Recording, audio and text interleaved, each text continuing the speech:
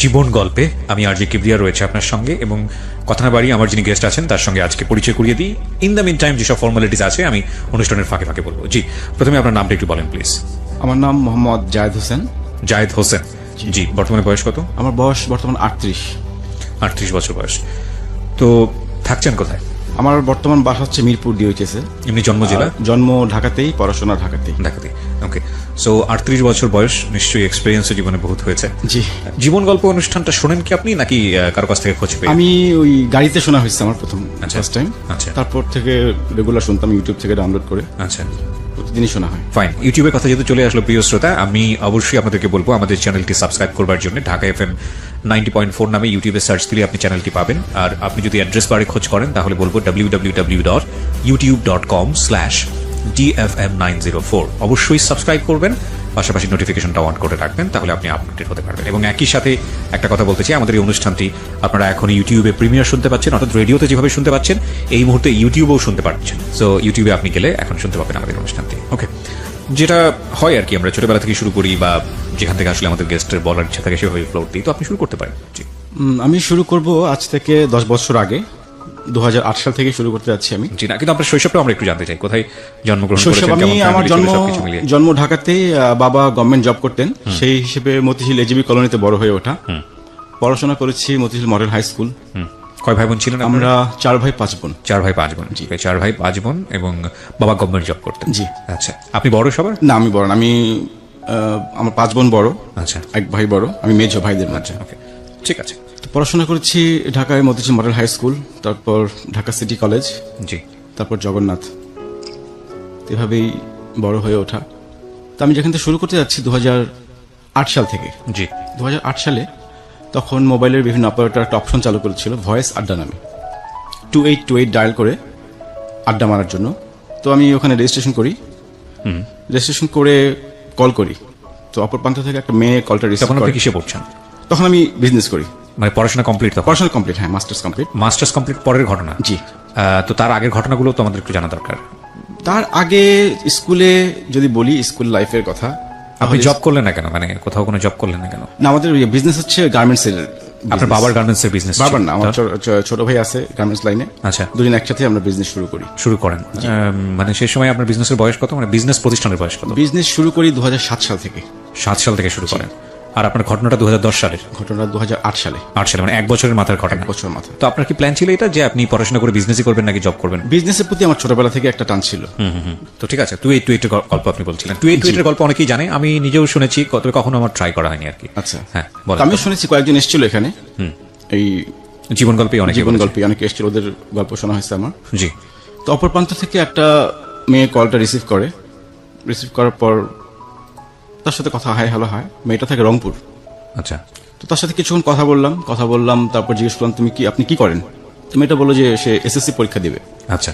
তো আমি তখন তাকে একটু বকা দিলাম যে এসএসসি পরীক্ষা দিবা, তুমি এখানে রেজিস্ট্রেশন করেছো কেন? তোমার তো বয়স কম, তোমার এখন পড়াশোনা করার বয়স। তো বললো যে রেজিস্ট্রেশন আসলে আমি করিনি, আমার বোন করেছে। আমার যে বড় বোন আছে, ওর বোন রেজিস্ট্রেশন করেছিল। তো তারপর তার সাথে বেশ কিছুক্ষণ কথা বলেছে, আমার নাম্বার চাইলো। আমার নাম্বার দিলাম। তারপর থেকে তার সাথে কথা রেগুলার হতো। তার কণ্ঠটা খুব সুন্দর ছিল, গানও খুব ভালো গেত। এভাবে তার সাথে কথা বলতে বলতে প্রায় 6 মাস কেটে গেল। 6 মাস যাওয়ার পর তখন দেখলাম যে আমরা একে অপরের প্রেমে পড়ে গেলাম। আমিও তাকে পছন্দ করি, সেও আমাকে পছন্দ করে, কেউ কাউকে না দেখি। আচ্ছা। মানে তার সাথে কথা বলতে এত ভালো লাগতো, মানে বিশেষ করে গান শোনা হতো বেশি। ওর গলার ভয়েসটা ছিল ইউনিক। ওই প্রতিদিনই গান শুনতাম। তো একটা সময় ওই আমাকে জিজ্ঞেস করলো যে আমি তাকে পছন্দ করি কিনা, আমি তাকে ভালোবাসি কিনা। তো আমি যখন বললাম হ্যাঁ, আমি তোমাকে ভালোবাসি, তখন সেও রিপ্লাই দিল যে হ্যাঁ, সেও আমাকে ভালোবাসে। এভাবে শুরু। মেয়েটা তখন এসএসসি পড়ুয়া? এসএসসি পাস করেছে তখন। আচ্ছা, এসএসসি পাস করেছে তখন। আপনি তখন মাস্টার্স পাস করে আপনি বিজনেস শুরু করেছেন? বিজনেস করছি, জি। তারপর এভাবে কথা বলতে চলতে থাকার পর একটা সময় আমি বললাম যে এক কাজ করো, তুমি তো আমাকে দেখোনি। সে তো কিন্তু আমাকে ডিসিশন দিয়ে দিয়েছে যে হ্যাঁ, সে আমাকে পছন্দ করে, লাভ করে। তাই বলে তুমি আমাকে দেখোনি, এক কাজ করো, আমি তোমাকে আমার ছবি পাঠাই, তুমি দেখো, তুমি তোমার ডিসিশন চেঞ্জ করতে পারো। তো একটা পর্যায়ে তখন তোর মেসেঞ্জার ছিল না, তো মাল্টিমিডিয়া অপশন একটা ছিল ছবি পাঠানোর জন্য। জি। তো ওর আবার মাল্টিমিডিয়া সেটও ছিল না। যাই হোক, ওর বড় বোনের মাল্টিমিডিয়া সেট ছিল। ওর বড় বোনের মোবাইলে আমি আমার একটা ছবি পাঠাই। আচ্ছা। আমার ছবি পাঠাই। তো ছবি দেখে সে আমাকে পছন্দ করে না। আচ্ছা, ছবি দেখে বললে যে না আমার পছন্দ হয়নি, ডিরেক্টলি বলে দেয়? ডিরেক্টলি বলো, সরাসরি বলে দেয়, কোনো ভনিতা করে না। বললো যে আপনি দেখতে অনেক বুড়া, বয়স্ক। আমার সাথে তাদের বয়সের গ্যাপ হচ্ছে 12 বছর। জি। যাই হোক, তখন আমাদের কথার প্যাটার্ন চেঞ্জ হয়ে গেল, কথা বন্ধ হয়নি। তখন সে আমাকে জিজ্ঞেস করতেছে আমি কবে বিয়ে করব, আমি কেন বিয়ে করি না, আমার বিয়েতে তারা খুব মজা করবে, আমার বিয়েতে ওরা সবাই আসবে রংপুর থেকে ঢাকায়। ওকে। তো ভালো কথা। এভাবে কিছুদিন চলার পর আমার বাসা থেকে বিয়ের ব্যাপারে আলোচনা করে। তো নভেম্বরের 10 তারিখে আমার বিয়ে ঠিক হয়। নভেম্বর 10 তারিখে বিয়ে ঠিক হয়। আমি ওকে 2 তারিখে জানাই ফোনের মাধ্যমে যে আমার তো বিয়ে ঠিক হয়েছে। তো আমি যখন এই খবরটা তাকে দেই, সে কিছুক্ষণ চুপ করেছিল। বিয়ে হয় ঠিক হয় মানে আমি ঠিক বুঝলাম না। আমার ফ্যামিলি থেকে আমার বিয়ে ঠিক হয় আরেক জায়গায়, ওর সাথে আর আমার সম্পর্ক ওরকম নাই। আচ্ছা সে আমাকে বলতেছে আমি যে অন্যত্র বিয়ে করি, আচ্ছা। মানে সে তো আমার ছবি দেখে আমাকে পছন্দ করেনি। আপনি তাকে দেখেছিলেন তখন? না, আমি তাকে তখন দেখিনি। আচ্ছা। আমি বলেছিলাম তুমি দেখতে কেমন, সেটা আমার কাছে কোনো ফ্যাক্ট না, তার কণ্ঠটা আমার কাছে এরকম ভালো লেগেছিল। আচ্ছা, বাই দ্য ওয়ে, আপনি মাস্টার্স কমপ্লিট করেছেন, এর আগে আপনি কারোর সাথে কোনো ধরনের মেন্টালি জড়িয়ে যাওয়া, প্রেমিক করা বা প্রেমে পড়া? স্কুল লাইফে আমার একটা অ্যাফেয়ার ছিল, আমি যখন স্কুলে পড়ি 2 বছরের একটা রিলেশন ছিল। আমি যখন ক্লাস 8-এ পড়ি। ওটার এন্ডিং কি ছিল? এন্ডিং ছিল যখন এসএসসি পরীক্ষা দিলাম। হ্যাঁ। এসএসসি পরীক্ষার পর মেয়েটা চলে গেল এক জায়গায়, আমি চলে গেলাম আরেক জায়গায়, দুজন দুই দিকে যাওয়া। তখন মোবাইল ফোনটা অ্যাভেলেবেল ছিল না, তো যোগাযোগ করাটা কন্টিনিউ হয়নি। সেই কারণে ওর সঙ্গে আর যোগাযোগ ওরকম হয়নি। ওকে, ঠিক আছে। এরপর থেকে তারপরে আপনার এই relation- ফোনে এই ধরনের একটা সম্পর্ক জি, জড়িয়ে এরপর আর পড়েন। কারোর সঙ্গে রিলেশন হয়নি আমার, সময় পাইনি ওরকম। তো ওর সাথে এইভাবে অনেক কিছু শেয়ার করলাম, সেও তার লাইফের অনেক কিছু শেয়ার করলো। আমার একটাই কথা ছিল তুমি দেখতে কেমন, আমার কাছে এরকম ফ্যাক্ট না। তারপর ও যখন বললো যে আমাকে ছবি দেখে পছন্দ করে নাই, তখন আমার বাসা থেকে বিয়ের ব্যাপারে কথাবার্তা বলে, বিয়ে ঠিকও হয় আরেক জায়গায় নভেম্বরের 10 তারিখে 2008 সালে। ওকে। তো আমি ওকে 2 তারিখে জানাই যে আমার তো বিয়ে ঠিক হয়েছে। এই খবরটা পাওয়ার পর সে কিছুক্ষণ চুপ করেছিল। চুপ করে থাকার পর সে 5 মিনিট চুপ করেছিল। তারপর সে কান্না করলো অনেকক্ষণ, হাউমা করে অনেকক্ষণ কান্না করলো, প্রায় আধা ঘন্টার মতো হবে। তো তখন আমি তাকে বললাম যে আমি কি বিয়েটা ক্যান্সেল করবো কিনা, সময় আছে, তুমি যদি বলো আমি বিয়েটা ক্যান্সেল করতে পারি, কিন্তু একটা কথা দিতে হবে তুমি আমাকে ছেড়ে কোথাও যাবে না, এরকম একটা কথা দিলাম, বিয়েটা ক্যান্সেল করবো। তো বললো যে না আসলে আমার তো বয়স ছোট, আমার ডিসিশন দেওয়ার মতো বয়স হয়নি এখনো। তারপর বিয়ে মেয়েটার ফ্যামিলি কি ছিল, মানে মেয়েটার ফ্যামিলি স্ট্যাটাসটা? মেয়েটার ফ্যামিলি স্ট্যাটাস হচ্ছে ওর বাবা একটা সরকারি ব্যাংকের কর্মকর্তা, ওরা 3 বোন, ওরা সবাই রংপুরে থাকতো তখন। ওই কি বড়? ও বড়, ও মেঝো। ও মেজো, আর ওর ছোট আরেকটা বোন আছে এবং ওর বড়। আচ্ছা, জি, ওর বড় বোন ঢাকা মেডিকেলে পড়তো ওই সময়। ঢাকা মেডিকেলে। ওর ফ্যামিলি তো স্ট্যাটাস তো ভালো। ফ্যামিলি স্ট্যাটাস ভালো। রাইট। তো আপনি এই মেয়েটার প্রতি ইমোশনালি এতটা টাচ হচ্ছিলেন কেন? কারণ যে মেয়েটা আপনার যে বয়সে এত ছোট এবং যে মেয়েটা আপনাকে পছন্দও করেনি, in fact why are you being so attached? পছন্দ করেনি বলতে সে আমার ছবি দেখে পছন্দ, কিন্তু ছবি দেখার আগে কিন্তু পছন্দ করেছিল, মানে এতটাই পছন্দ করেছিল সে আমাকে ছাড়া কিছু বুঝে না। সেটা ঠিক আছে, আমি যেটা বুঝতে পারছি ব্লাইন্ড লাভ যেটা হয়, কিন্তু আপনি এতটা অ্যাটাচড ছিলেন কেন? আপনি তো যথেষ্ট ম্যাচিউর ছিলেন। আমার ওই কথা বলতে ভালো লাগতো, তার সাথে কথা বলতে ভালো লাগতো, অনেক কিছু সে বলতো আমাকে, তার গান শুনতাম। আচ্ছা। সেই হিসেবে নাকি ও যে বয়সে ছোট ছিল এই বিষয়টা আপনি এনজয় করতেন? না, সেরকম কোনো এনজয় করা না, কিন্তু তার ভালো লাগতো কথা বলতে, ম্যাচিউর ভয়েস ছিল, গলার টোনটা ভালো ছিল। আমি কেন বলছি, কারণ ছোটদের কিছু খামখেয়ালি থাকে যেটা বুড়ো বয়সে এসে ভালো লাগে, মানে টু বি না, অনেস্ট। সেরকম কিছু না, সেরকম কিছু ছিল না? সেরকম কিছু ছিল না। ওকে, জাস্ট কথা বলেই ভালো লেগেছিল তার সাথে। ওকে। আমি বলছি কি কারণে, কারণ আপনি একটা বিয়ে ঠিক হয়ে গেছে আপনার, আর যে মেয়েটার সঙ্গে আপনার বিয়ে ঠিক হয়েছে তাকে তো আপনি নিশ্চয়ই দেখেই ঠিক করেছেন। জি। তার মানে এত কিছু দেওয়ার পরে যে মেয়েটাকে আপনি দেখেননি এবং যে মেয়েটাকে আপনাকে দেখার পরে পছন্দও করেনি, সে মেয়েটাকে আপনি বলছেন যে ও যদি সিরিয়াস থাকে তাহলে আপনি বিয়েটা ভেঙে দেবেন, মানে তার মানে আপনি কতটুকু ভয়ঙ্কর রকমের সিরিয়াস এই মেয়েটা? আমি অনেক সিরিয়াস ছিলাম। জি। তারপর আমি অনেক সিরিয়াস ছিলাম। তো তারপর ও যেহেতু ডিসিশন দিল না আমাকে ওই সময়, যে আমাকে যেহেতু পছন্দই করেনি ছবি দেখে, তারপর বিয়ে হয়ে গেল। মেয়েটা তখন তিতুমির কলেজে পড়াশোনা করে, অনার্স ফাইনাল ইয়ারের পরে। জি। তো মোটামুটি 3 মাস ভালোই সংসার কাটছিল আমাদের, নতুন সংসার। আপনি হ্যাপি ছিলেন মেয়েটাকে নিয়ে? আমি হ্যাপি ছিলাম। হ্যাপি ছিলেন মানে কমপ্লিটলি? আচ্ছা, যে মেয়েটার সঙ্গে আপনি পেন ফ্রেন্ডশিপ, যে মেয়েটার সঙ্গে আপনার ফোনের সম্পর্ক, ওনার নাম কি ছিল? নাম ছিল হানি। হানি। আর যাকে আপনি বিয়ে করলেন আপনার ওয়াইফ, ওনার নাম কি? ওর নাম হচ্ছে রুবি। তো রুবির সাথে আপনি কমপ্লিটলি হ্যাপি ছিলেন?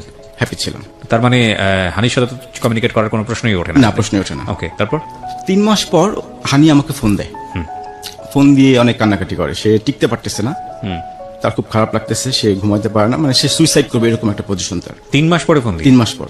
3 মাস সে আমার সঙ্গে কোনো যোগাযোগ করেনি, আমিও করিনি। তো সে সুইসাইড করবে, সে আমার থেকে ক্ষমা চায় যে আমাকে মাফ করে দিও, এরকম অনেক কিছু। তো আমি তাকে বুঝালাম যে আসলে এটা তো সমাধান না, সুইসাইড এটা কেমন কথা। সে প্রতিদিন ব্লেড নিয়ে ঘুমাতো রাতের বেলা।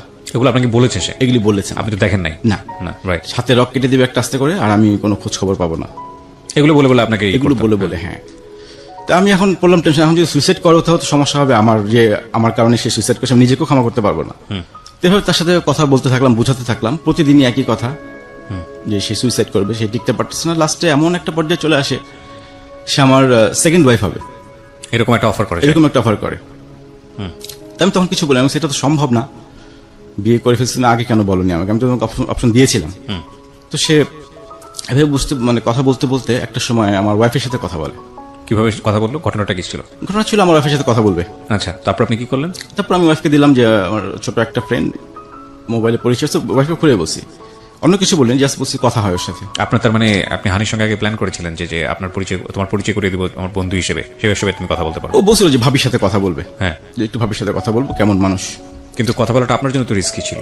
আপনি নিশ্চয়ই হানিকে কোনো না কোনো ভাবে ম্যানেজ করে, যাতে সে চিনতে না পারে, বুঝতে না পারে, এরকম ভাবে তো আপনি ওয়াইফের সঙ্গে কথা বলেছেন। সেরকম না, সে বলেছিল আমার ওয়াইফের সাথে কথা বলে তার ইচ্ছা, যে আমার ওয়াইফের সাথে তার অনেকদিন ইচ্ছা কথা বলবে। কেমন বিষয়টা আপনার জন্য রিস্কি না? আপনার জন্য সে যদি ফোন করে ওয়াইফকে যদি কোনো কিছু বলে দেবে, কিছু একটা হয়ে যায়, তখন সেরকম কোনো রিস্ক আমি মনে করিনি। কেন মনে করেননি? কারণ বলার তো কোনো প্রশ্নই আসে না, আমি বিয়ে করে ফেলছি এখন, আর তার সাথে আমার অমন কোনো রিলেশন তো ছিল না, যাকে আমি দেখিনি এখনো। ওকে, তারপর ওয়াইফের সাথে কথা বলতো, ওয়াইফের সাথে খুব ভালো একটা রিলেশন তৈরি হলো, মাঝে মাঝে ফোন দিত। তো একটা সময় আমার ওয়াইফ বুঝতে পারে যে মেয়েটা আমার প্রতি কিছুটা দুর্বল। যেমন আমি সিগারেট খাই, আমার সিগারেট খেতে মানা করে দেয়। আমার ওয়াইফ জানে আমি সিগারেট খাই, কিন্তু ও ওখান থেকে ইনস্ট্রাকশন দিত আমি খুব বেশি সিগারেট খাই। আমার ঠান্ডা লাগলো একটু টেক কেয়ার করতে বলতো, ঠান্ডা লাগছে, মানে এই ধরনের অতি বাড়াবাড়ি।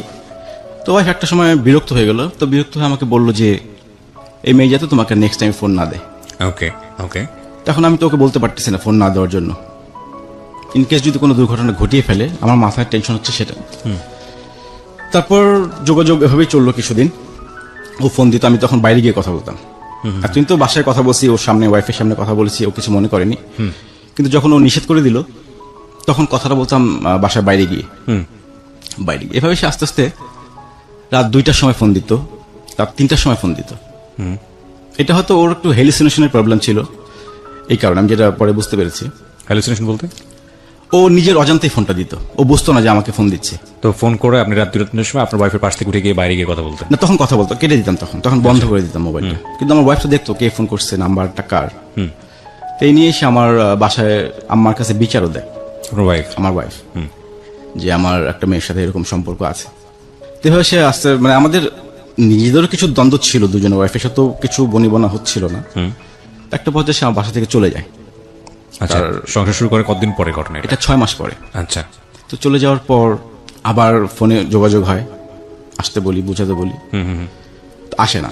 এর মধ্যে আমার ফ্রেন্ড একটা বিয়ে করবে, ওর বিয়ের গায়ে হলুদের প্রোগ্রাম, তো ওখানে আমার ফ্যামিলি সবাই দাওয়াত দেয়। তাই আমি বলছি আমার ওয়াইফ তো এখন বাবার বাড়ি, তুই একটু ফোন দিয়ে বল ও যাতে ওখানে আসে। তো আসতে রাজি হয় আপনার ওয়াইফ। ওকে। সে বললো যে আসবে। তো আমি ও ওয়াইফকে নিয়ে ফ্রেন্ডের বাসায় গেলাম গায়ে হলুদে। ওদিন আরেক ফ্রেন্ডের বাসায় ছিলাম আমরা রাতে। জি। থাকার সময় আমরা ফ্রেন্ডের আড্ডা মারছিলাম, কাঠ খেলছিলাম আর কি, 4 ফ্রেন্ড মিলে। জি। তেমন সময় আমার মোবাইলে ফোন আসে, হানি ফোন করে রংপুর থেকে। তো ফোনটা আমার ওয়াইফ ধরে তাদের মধ্যে অনেক ঝগড়া হয়, অনেক গালিগালাজও চলে।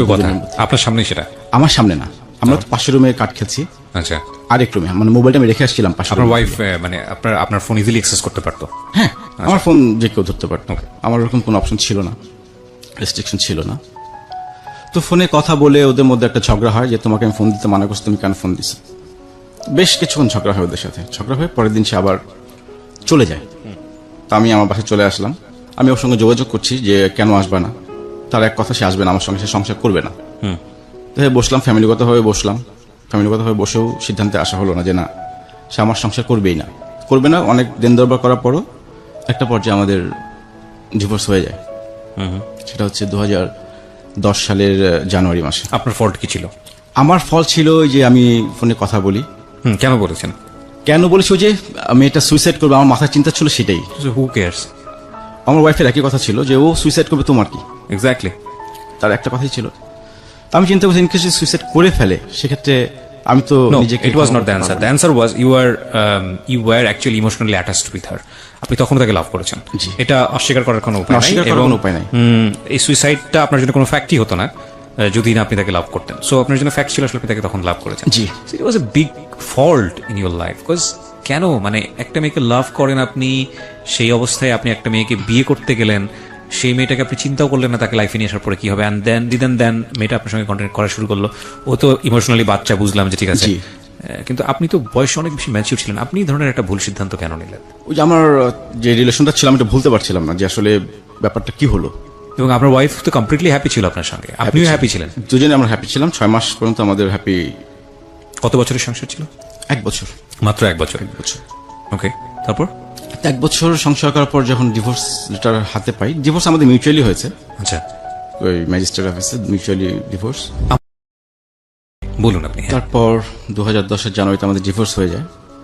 তো ডিভোর্স হওয়ার পর, ডিভোর্স হওয়ার আগে কি হানি জানতো বিষয়টা যে আপনারা ডিভোর্সের দিকে যাচ্ছেন? হ্যাঁ জানতো। এবং তাতে তার কি সম্মতি ছিল? সে তো আমার সেকেন্ড ওয়াইফ হতেই চেয়েছিল। আচ্ছা, so she was happy. She was happy. এবং আপনিও মনে মনে এটাকে তেমন একটা বেশি খুব ইয়ে দেননি যে ঠিক আছে হলে হবে, হানি তো আছি আপনার। হ্যাঁ, আমার ওই রকমই ইয়ে ছিল, মানে আমার ফল্ট ছিল So, এটাই। আপনার জন্য না, ফল্ট অফ কোর্স, যে কারণে আপনি আজকে এখানে স্বীকারও করতে এসেছেন। কিন্তু তখনও কি আপনি হানিকে দেখেছেন? তখন আমি দেখিনি, সাচ আ ব্লাইন্ড আমি ইউ আর। তখনও তাকে দেখিনি। My মানে তার কথার goodness. এত পাওয়ার ছিল, মানে এত ভালো লাগতো কথা, মানে ও যা বলতো আমি মানে কি বলবো এটাকে, মোহবিষ্ট হয়ে যেতেন। হিপনোটাইজ যেরকম হয় সেরকম হতাম। আজকে শুনে নিন যারা শুনছেন এই জীবন গল্পটা, যে একটা ভোকালের পাওয়ার কতখানি। এবং এই মিষ্ট মিষ্ট কথা শুনে নিজের মধ্যে এমন কিছু তৈরি করেন না অপর পক্ষে যিনি কথা বলছে তার সম্পর্কে, যাতে করে আপনি নিজে শেষ হয়ে যান। বলেন তারপর কি হলো? তারপর সে 2010 এইচএসসি পরীক্ষা দেয়। এইচএসসি পরীক্ষার পর আমি আবার একটা অ্যাক্সিডেন্ট করি বাইকে। বাইকে আমার পা ভেঙে যায়। তো কে একজন বলেছিল আমাকে রংপুরে একটা তেল পাওয়া যায়, হাড় ভাঙার তেল পাওয়া যায়। আচ্ছা, তো আমি তখন যাই, রংপুর যাই তেলটা আনতে। এ ফাঁকে ওর সঙ্গে দেখা করার ইচ্ছা ছিল, তো ওর বাসায় যাই সরাসরি। আচ্ছা, ও সরাসরি বাসায় যেতে পারে। কত বছরের সম্পর্কের পরে বাছাই গেলেন? এটা 2008 থেকে 2010। 2008 থেকে 2010 এর দিকে গিয়ে 2 বছর পরে ওর 2 বছর। আচ্ছা, 2 বছর পর ও বাইরে আসতে পারবে না, মানে বাসা থেকে বাইরে আসতে পারবে না। তো সে বললো যে বাসা যাওয়ার জন্য। ইন দ্য মিনিট ওর বাসায় কি সবাই জানতো যে আপনার এরকম একটা ওর সম্পর্ক? বাসা সবাই জানে, আমার সাথে কথা বলে। আচ্ছা, কিন্তু আপনার সঙ্গে এরকম আমার একটা বিয়ে সম্পর্ক- হয়েছে সেটাও জানে। এরকম একটা সম্পর্ক আছে সেটা জানে না? না, সম্পর্ক আছে সেটা জানে, জাস্ট জানে যে একটা বড় ভাই আছে। আমি বিভিন্ন সময় গিফট পাঠাতাম। গিফট পাঠাতেন? গিফট পাঠাতাম। কি ধরনের গিফট পাঠাতেন? গিফট, প্রথম গিফটটা পাঠাই ও যখন এসএসসি রেজাল্ট করলো, গোল্ডেন জিপিএ পেলো। এইসব কথাবার্তা বলেও গোল্ডেন জিপিএ পেয়েছে? হ্যাঁ, বাহ, Result- course meritorious student. Result ভালো করেছে, তো গোল্ডেন জিপিএ পেলো। তো আমি তখন কিছু গিফট পাঠালাম, কিছু কাপড় চোপড় বা কিছু গিফট আইটেম এইসব। তো যেহেতু বাসায় যেহেতু সবাই তো জানতো যে গিফটটা কে পাঠিয়েছে, তো বাসায় জানতো যে একটা বড় ভাইয়ের সাথে কথা বলে, ভাইয়ের সাথে কথা বলে। তো ওর বাসায় যখন যাই তখন তো জানে যে আমি যে ম্যারিড। দুপুরে খাওয়া দাওয়া করি ওর বাসায়। ফার্স্ট টাইম আপনি তাকে দেখলেন? ফার্স্ট টাইম দেখলাম। সো দেখার পরে ইমপ্রেশনটা কি ছিল, কেমন লাগলো? দেখার পর আমি আসলে যেভাবে কল্পনা করেছিলাম ঠিক সেরকমই, মানে ও যে বর্ণনা দিয়েছিল, কিন্তু একটু ইম্যাচিউর ছিল মানে দেখতে। আচ্ছা, মানে আমি যতটা ম্যাচিউর মনে করেছিলাম, দেখে আমি কিছুটা হতাশ হয়েছিলাম। হতাশ বলতে মানে এতটা ইম্যাচিউর আমি মনে করিনি, এতটা পিচ্ছি হবে মানে ফেসের দিক থেকে? ফেসের দিক থেকে, হ্যাঁ। আচ্ছা, যাই হোক, পরে আমাদের শুরু হলো। আবার আমাকে চিঠি পাঠায়, মানে একটা খুব হৃদয় বিদারক চিঠি। যে চিঠিটা পড়লে আমার, মানে যতবারই পড়ি ততবারই আমার চোখ দিয়ে পানি পড়ে। ওই সময় কি হাতে দিয়েছিল চিঠিটা? না, চিঠিটা কুরিয়ার করে দিয়েছিল, মানে দেখা হওয়ার আগে? দেখা হওয়ার আগে, ওকে। মানে আমার ডিভোর্সের পর। আচ্ছা, যে সেই দিনটার অপেক্ষা ছিল আমি যাতে তাকে কখনো ছেড়ে না যাই। সে অনেক সাধনা করে আমাকে পেয়েছে, মানে আমি তাকে ছেড়ে কখনো যাব না। আমি তাকে কথা দিয়েছিলাম যে না, আমি আর কখনোই তোমাকে ছেড়ে যাব না এখান থেকে। তারপর শুরু হলো ওর সাথে আবার যোগাযোগ। তারপর 2010 ঢাকায় আসে অ্যাডমিশন দেওয়ার জন্য, ঢাকা ইউনিভার্সিটিতে। তারপর ঢাকা মেডিকেলে বিভিন্ন জায়গায় অ্যাডমিশন দেয়। তো আমি সাথেই ছিলাম। ও থাকতো ওর বান্ধবীর বাসায়, কিন্তু আমার সাথে যেত। ওর তো ভাই নেই, ওর বোন ছিল ঢাকাতে, কিন্তু আমার সাথে যেত। এভাবে যেতে যেতে ওর ঢাকাতে হলো না কোথাও অ্যাডমিশন। ও অ্যাডমিশন নেয় ময়মনসিংহ, বাংলাদেশ এগ্রিকালচার ইউনিভার্সিটিতে। না না, বাসায় গিয়ে কি হলো আমাকে একটু ইন ডিটেইল বলেন না। বাসায় গিয়ে খাওয়া দাওয়া করার পুরো ঘটনাটা কি ঘটলো, কিভাবে বিদায় নিলেন, আচ্ছা, শুনি বিষয়টা। বাসায় তো মিষ্টি নিয়ে গেলাম, মিষ্টি আম এসব নিয়ে গেলাম, নিয়ে ওর সবার সাথে পরিচয় হলাম। বাসায় ওর বাবা ছিল না, ওর মা ছিল, হ্যাঁ, ওর বোন ছিল, ছোট বোন ছিল। পরিচয় হলাম, দুপুরে খাওয়া দাওয়া করলাম একসাথে। ও রান্না করেছিল আমার জন্য স্পেশালি। রান্না করে বিকেলের দিকে আমি আবার ওখান থেকে ব্যাক করি ঢাকার দিকে। আচ্ছা, সকালে গিয়ে নেমেছি। আপনাদের সঙ্গে কোনো কথাবার্তা হয়নি, পার্সোনালি কথাবার্তা হয়নি? পার্সোনালি কথাবার্তা ড্রয়িং রুমে হয়েছে। আচ্ছা, যে ড্রয়িং রুম, ওখানেই কথাবার্তা হয়েছে। তো আম্মু আসছে গেছে এই পাশ দিয়ে, বোন আসছে গেছে এই পাশ দিয়ে, কিন্তু ওইভাবে কথাবার্তা হয়েছে। ওই তার সাথে আমার প্রথম দেখা। তারপর বিকেলে চলে আসলাম ঢাকাতে। ঢাকাতে চলে আসার পর আবার তার সঙ্গে ফোনে যোগাযোগ। এমনও দিন গেছে যে কথা বলতে বলতে সকাল হয়ে গেছে। আচ্ছা, এসএসসি আর ইন্টার পড়ুয়া একটা মেয়ে কথা বলতে বলতে ভোর বানিয়ে ফেলছে, ওর বাবা মা এগুলো খেয়াল করতো না? ওর বোনের সঙ্গে, ওর বোন জানতো যে আমার সাথে কথা বলে। বাসায় ওর সমস্যা কি, বাসায় অতটা যোগাযোগ ছিল না কারোর সাথে, মানে মা বাবার সাথে মেয়ে, আচ্ছা। বোনের সাথে বোন, একটা টিটাস ছিল। ডিটাচ ছিল, জি। সেই কারণে কথাটা আমার সাথে বেশি হয়েছে। ওর বড় বোনও জানতো আমার সাথে কথা বলে, কিন্তু বড় বোন কিছু বলেনি কখনো। বড় বোনের সাথে আমার মোবাইলেও কথা হয়েছে একবার, মানে আমি ফোন দিয়েছি, বড় বোন ধরেছিল ফোনটা, তো তখন Okay. তার সাথে আমার কথা হয়েছে। ওকে, এভাবেই চলছিল। তো ওর অ্যাডমিশন হলো ময়মনসিংহ বাংলাদেশ এগ্রিকালচার ইউনিভার্সিটিতে। তারপর তো আমার যোগাযোগ, আমি প্রতি সপ্তাহে যেতাম ঢাকা থেকে ময়মনসিংহ। ঢাকা থেকে ময়মনসিংহ। গিয়ে কি করতেন? গিয়ে আমি গাড়ি ড্রাইভ করে যেতাম, নিজের গাড়ি ছিল? নিজের আপনার? গাড়ি দিয়ে, আচ্ছা। নিজের গাড়ি নিয়ে যেতাম ড্রাইভ করে। তো সবার সঙ্গে পরিচয় হলো প্রথম যখন গেলাম, বান্ধবী ফ্রেন্ডের সাথে পরিচয় হলো। দুপুরে খাওয়া দাওয়া করতাম একসাথে, খাওয়া দাওয়া করে একটু নদীর পাড়ে ঘুরতাম। তারপর একটা লেক ছিল, ওই লেকের পাশে বসে থাকতাম, আবার রাতে বেলা চলে আসতাম সন্ধ্যার পরে। তো প্রতি সপ্তাহে যেতাম, অ্যাটলিস্ট মাসে 2 বার যেতাম আমি। সারাদিন থেকে বিকেলে চলে আসতাম, মাঝে মাঝে হলে থাকতাম। ও থাকার কথা বলতো, ওর যে ফ্রেন্ডরা আছে। তো আমার আবার হলের প্রতি একটা দুর্বলতা ছিল সবসময়, যে ঢাকায় বড় হয়েছে, হলে থাকিনি কখনো। তো এই লাইফটা খুব এনজয় করতাম। হলে ওর ফ্রেন্ডের সঙ্গে ভালো আড্ডা মারতাম, সারা রাত কাট খেলতাম, পরের দিন ওর সাথে ঘুরে আবার চলে আসতাম ঢাকাতে। আচ্ছা, এভাবে চলতে চলতে 2011 সাল চলে আসলো। 2011-তে আমার এক ফ্রেন্ড বিয়ে করবে চিটাগং। তো ফ্রেন্ড আমাকে দাওয়াত করে, তো জানে যে আমি চিটাগং যাবো বিয়ে খেতে। তো ও বায়না ধরলো যে ও যাবে আমার সাথে আচ্ছা, চিটাগং। তো চিটাগং যাবে, তখন ফ্রেন্ডকে বললাম যে ও তো যেতে যাচ্ছে। বলো অসুবিধা নেই, আমার আরেকটা ফ্রেন্ড আছে, ওর শালি হিসেবে যাবে। ও গেল, চিটাগং গেল, আমরা একসাথে গেলাম, কিন্তু সবাইকে পরিচয় করে দিলাম আমার ফ্রেন্ডের শালি। ওকে, এবং রাতে ছিল ফ্রেন্ডের ওয়াইফের সাথে ছিল ওকে। চিটাগং? চিটাগং। তো চিটাগং আমরা 4 দিন ছিলাম।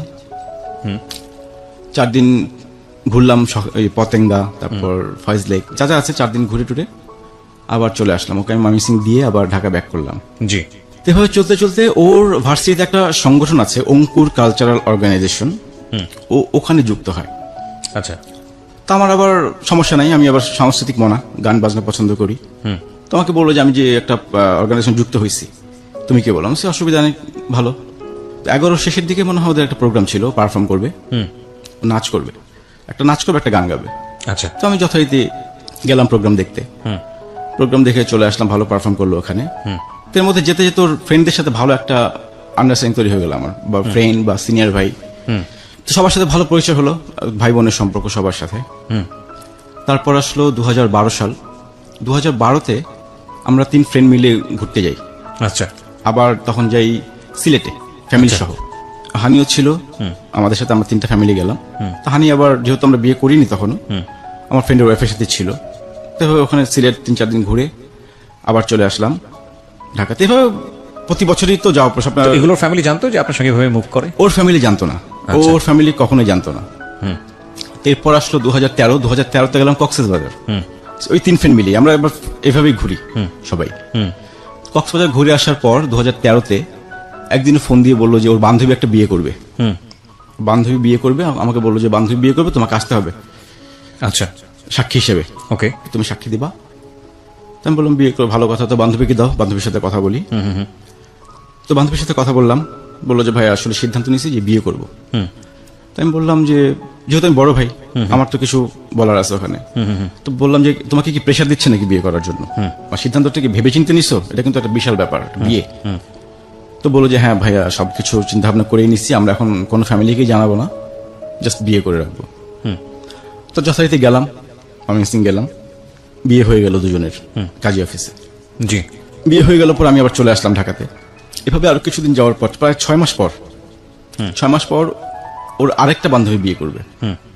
আমি বললাম তোমরা কি শুরু করলা, এই কয়েকদিন পর পর বিয়ে করতেছে, আমরা কবে বিয়ে করবো? আমাদেরও তো বিয়ে করতে হবে। বললো যে আমরা করবো। তারপর ওর বান্ধবীর সাথে কথা বললাম যে যেহেতু ওর বয়ফ্রেন্ডকে আমি চিনতাম, ওর ফ্রেন্ড। জি। তো বললাম যে ঠিক আছে, আমি আসতেছি। আবার গেলাম, ওই কাজী অফিসে বিয়ে হলো ওদের। আমি ছিলাম বড় ভাই, মেয়ের বড় ভাই। ওকে। জাস্ট এতটুকু বলছিলাম যে ইনকেস কোনো ঝামেলা হলে আমাকে এই ঝামেলায় জড়াও না। কারণ ঝামেলায় পরে যারা সাক্ষী দেয় তারাই, মামলা মোকদ্দমা যদি হয় সাক্ষীদের উপর কিন্তু। তারপর বান্ধবীর বিয়ে হয়ে যায়। তারপর আসলো 2014 সাল। এর মধ্যে তো ওর ভার্সিটি প্রতি বছর একটা করে প্রোগ্রাম চলে, ওই অঙ্কুরের প্রোগ্রাম, যেটা আমি যাই, সবার সাথে পরিচয় হয় এবং রিহার্সেল দেখতাম আমি। আমার কাছে ভালো লাগতো রিহার্সেলগুলো দেখতে, এবং ওখানে আমি স্পন্সরও করতাম। মানে ও যা করতো আমার সেটাই ভালো লাগতো, মানে যেভাবেই হোক ওকে হ্যাপি রাখার চেষ্টা করা। তারপর 2014 মে মাসে ও আমাকে ফোন দিয়ে বলতেছে যে বিয়ে করবো। তো আমি বললাম বিয়ে করবো তো মাথা ঠিক আছে? বলে হ্যাঁ, এত কিছু বুঝি না। বান্ধবীরাও ধরছে ওকে বিয়ে করার জন্য, যেহেতু 2টা বান্ধবী বিয়ে করছে। আমি বললাম যে আসলে ওদের প্রবলেম আমাদের প্রবলেম কিন্তু দুইটা দুই রকম। আমার কিন্তু একটা ব্যাকগ্রাউন্ড আছে, তোমার ফ্যামিলি অত সহজে মানবে না জিনিসটা। জি। তো বললো যে দরকার হলে বাবা মার পা ধরে বসে থাকবো, তুমি পারবা না বসে থাকতে? হঠাৎ করে ওর বিয়ের ব্যাপারটা মাথায় আসলো কেন? ও তখনও তো পড়ছিল। 14 যেহেতু দুইটা বান্ধবী বিয়ে করেছে, ওদেরও একটু ইন্সপিরেশন ছিল এই ব্যাপারে। আচ্ছা আচ্ছা। ওদের দল ভারী করার জন্য হতে পারে, বা তখনও কোন ইয়ারের স্টুডেন্ট? 2014 তো থার্ড ইয়ারে। থার্ড ইয়ার পরে। ওকে।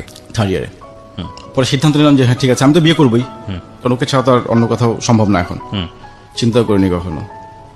তো 2014 সালের জুন মাসে 6 তারিখে আমাদের ডেট ফিক্স করি বিয়ের। আপনারা নিজেরা ফিক্স করেন? আমরা নিজেরা ফিক্স করি।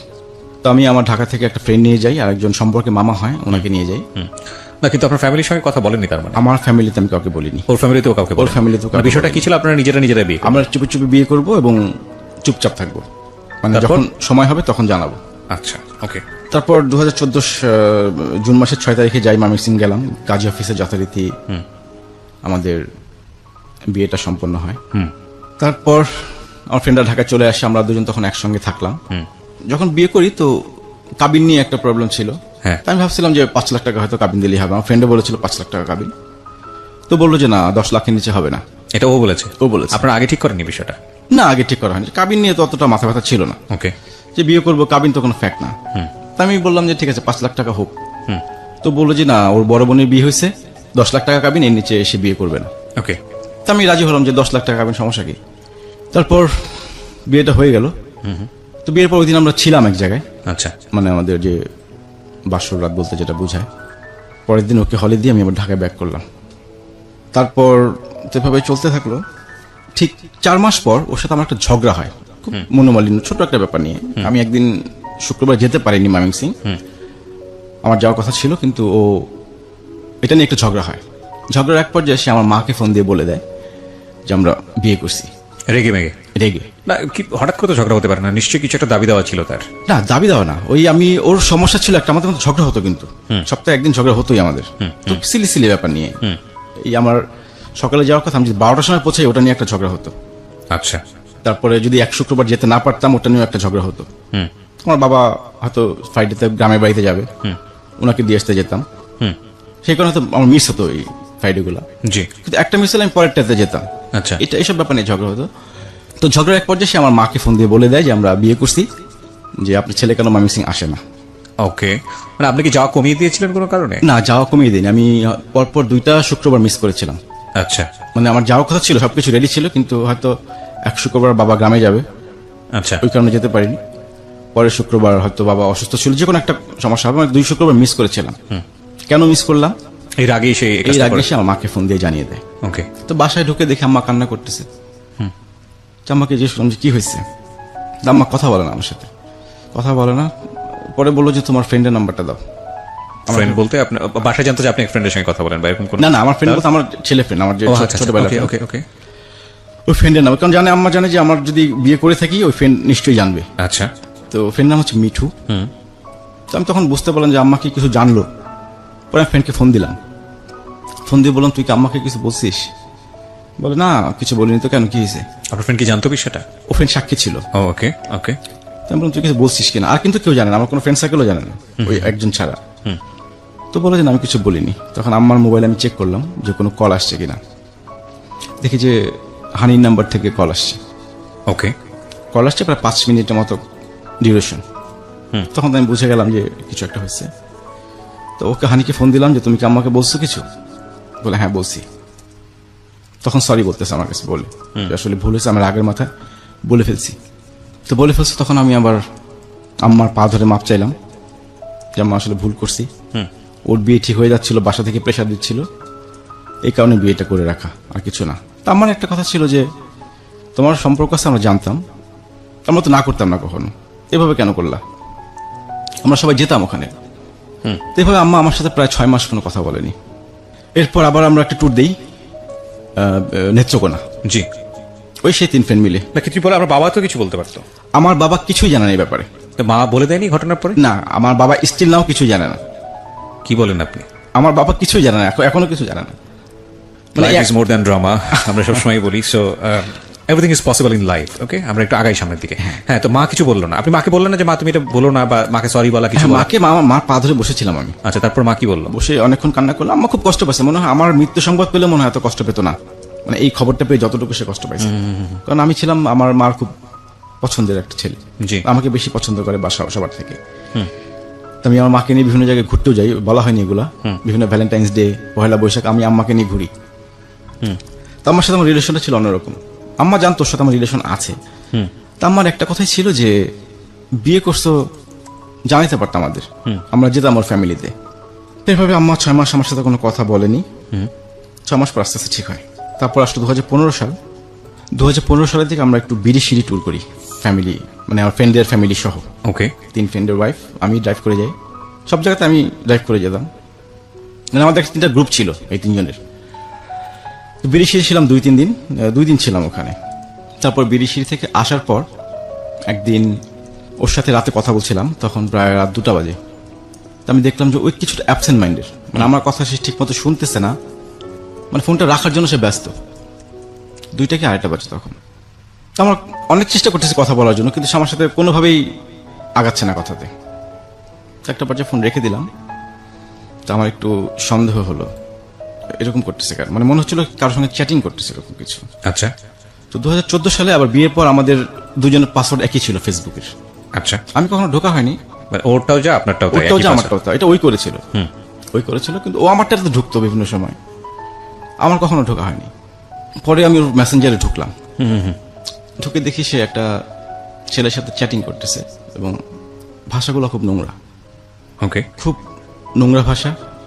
আপনি ওর আড়িতে ঢুকে আপনি বসেছিলেন, মানে কি কি কথাবার্তা? তখন দেখলাম চ্যাটিং এর, মানে প্রথম এটাই ছিল, আসো তোমাকে, মানে আমার চোখে যেটা পড়ছে, আসো তোমাকে আজ না আরেকদিন, মানে এরকম কিছু কনভারসেশন। তো এইভাবে বেশ কিছু নোংরা, মানে এত নোংরা ভাষা আমি কখনো শুনিও নি, দেখিও নি। আর ওর সাথে আমার এরকম কখনো হয়নি, প্রশ্নই আসে না। আচ্ছা, এগুলো ধরনের কথাবার্তা কখনো না, কখনো এই ধরনের নোংরা কথাবার্তা ও পছন্দ করতো না, আমি পছন্দ করতাম না। তো কিছুক্ষণ প্রায় 3-4 মিনিট দেখা পর আর নিতে পারছিলাম না তখন জিনিসগুলো। একটা পর্যায়ে ছেলে বলতেছে তোমার একটা ছবি পাঠাও, টপলেস ছবি। ও একটা ছবি পাঠায়, টপলেস পাঠায়, জাস্ট ওড়না ছাড়া একটা ছবি পাঠায়। এটা মানে ও পাঠায়, আপনি ও ওখানে পাঠায়, বসে আছেন, আমি দেখছেন? দেখতেছি স্টিল নাও আমার চোখের সামনে। ওকে, ও ছবিও পাঠায়, কিন্তু ছেলে বললো এই ছবি কেন, আমি তো এই ছবি পাঠাতে বলিনি। তো বললো যে এর বেশি পসিবল না, ওকে, এর বেশি পসিবল না। তখন আমি ওকে ফোন দিলাম, আমি পারছিলাম না তখন, মানে আমার সব ভালোবাসা বিশ্বাস এক মুহূর্তে জিরোতে চলে আসলো, যে আমি কি দেখলাম এটা। ওকে ফোন দিলাম যে কি করতেছ। ও বললো যে এক জুনিয়র নক দিছে, একটা রিপ্লাই দিলাম। জুনিয়রটা কে? বলে ঈশিতার কাজিন, ওর বান্ধবী ঈশিতা, ওর কাজিন। ও কি করে, কোথায় থাকে, সবকিছু যখন ও বল তুমি এমন করতেছো কেন, মানে এত কিছু কেন জিজ্ঞেস করতেছি আমি। তখন আমি একটু ভাষা খারাপ করলাম, না তুই জানিস না কেন করতেছি আমি এরকম। ওই কনভারসেশনের মধ্যে কথা আপনি ইন্টারাপ্ট করে ফেললেন? হ্যাঁ, আমি তখন ফোন দিয়েছি তাকে, মানে আপনার ওয়াইফকে ফোন দিয়েছেন? আমার ওয়াইফকে ফোন দিয়েছি। আচ্ছা, তো কনভারসেশন চলতেছিল এই অবস্থায় ফোন ওই দিয়েছেন? অবস্থায় ফোন দিয়েছি, হ্যাঁ। আচ্ছা, প্রথমে বলেছি কি করো, মানে আপনি কন্ট্রোল করতে পারেননি, কন্ট্রোল করতে পারিনি তখন আমি। That is another big mistake. Fine, আমি আসলে বিগ মিস্টেক বলবো কি, মানে মাথা তখন আসলে হয়তো ওনার ঠান্ডা ছিল না, যে কারণে উনি এটা করে ফেলেছেন। বাট এটা খুব খুব ঠান্ডা মাথায়, যেহেতু পাসওয়ার্ডটা আপনার কাছে ছিল, জি, খুব ঠান্ডা মাথায় আপনি পুরো ঘটনাটাকে রিভিল করতে পারতেন। আমি কখনোই ঢুকিনি। আচ্ছা, জীবনে কখনো ঢোকেননি, শুধু সন্দেহ হচ্ছে বলে ঢুকেছেন। সন্দেহ হয়েছে, but what happen in her life, sorry in his life, so ওইটাই আমরা আমাদের এখানে প্রচার করছি। বাট টুকি কয়েকটা জায়গায় যদি কখনো আপনার লাইফে এরকম সিচুয়েশন ফেস করতে হয়, দুই একটা জাস্ট একটু টিকা টিপ্পণী করছি, এই কারণে যদি হয় কখনো, তাহলে আপনি যেটা করবেন, প্রথমত সন্দেহ করা ভালো কিছু না, তারপরে যদি সন্দেহ করে যদি ভিতরে গিয়ে এরকম কোনো কিছু পানো, সেটা যে কোনো ক্ষেত্রে হতে পারে, ছেলের ক্ষেত্রে বা মেয়ের ক্ষেত্রে, দেন মাথা ঠান্ডা রেখে পুরো ঘটনাটা রিভিল করাটা খুব জরুরি। কেন জরুরি সেটা হয়তো আমি অনুষ্ঠানের শেষের দিকে গেলে আপনাদেরকে বলবো। তারপর তো বেশ কিছুক্ষণ রাগারাগি করলাম তার সাথে, এবং তখনই ব্রেকআপ করে দিলাম। তোমার সাথে ফার্দার আপনি বলেছেন ওকে যে, ওকে বলেছি যে আমি কি দেখেছি বা কি হয়েছে না? হ্যাঁ, ও জানে, ও তখন বুঝতে পেরেছে। পুরো জিনিসটা বলে গেল। আমি ওকে স্ক্রিনশট পাঠিয়ে দিয়েছিলাম তখন। ও, আপনি স্ক্রিনশটগুলো নিয়ে নিয়েছেন? 2-3টা নিয়েছিলাম। এগুলো আছে আপনার কাছে এখন ডকুমেন্টস? আছে, আমার কাছে আছে, স্ক্রিনশট আছে। ওকে, তো আমি ওকে আবার এই স্ক্রিনশটে পাঠিয়ে দিয়েছিলাম। তো তখন খুব সরি বললো। আপনি ঘটনাটা জানতে চাইলেন না যে কি হয়েছে তোমাদের মধ্যে? হ্যাঁ, ওই বলতেছে জুনিয়র, তো জুনিয়রের সাথে এরকম রিলেশন কেন তোমার? জুনিয়র বলতে ওর ডিপার্টমেন্টের জুনিয়র? না, ও ঢাকায় থাকো, বান্ধবীর কাজিন। ওই একদিন ময়মনসিং গিয়েছিল, সেখানে তার সাথে পরিচয় হয়েছে। তোর সাথে দেখলাম প্রায় 15 দিন যাবত এরকম চ্যাটিং হচ্ছে।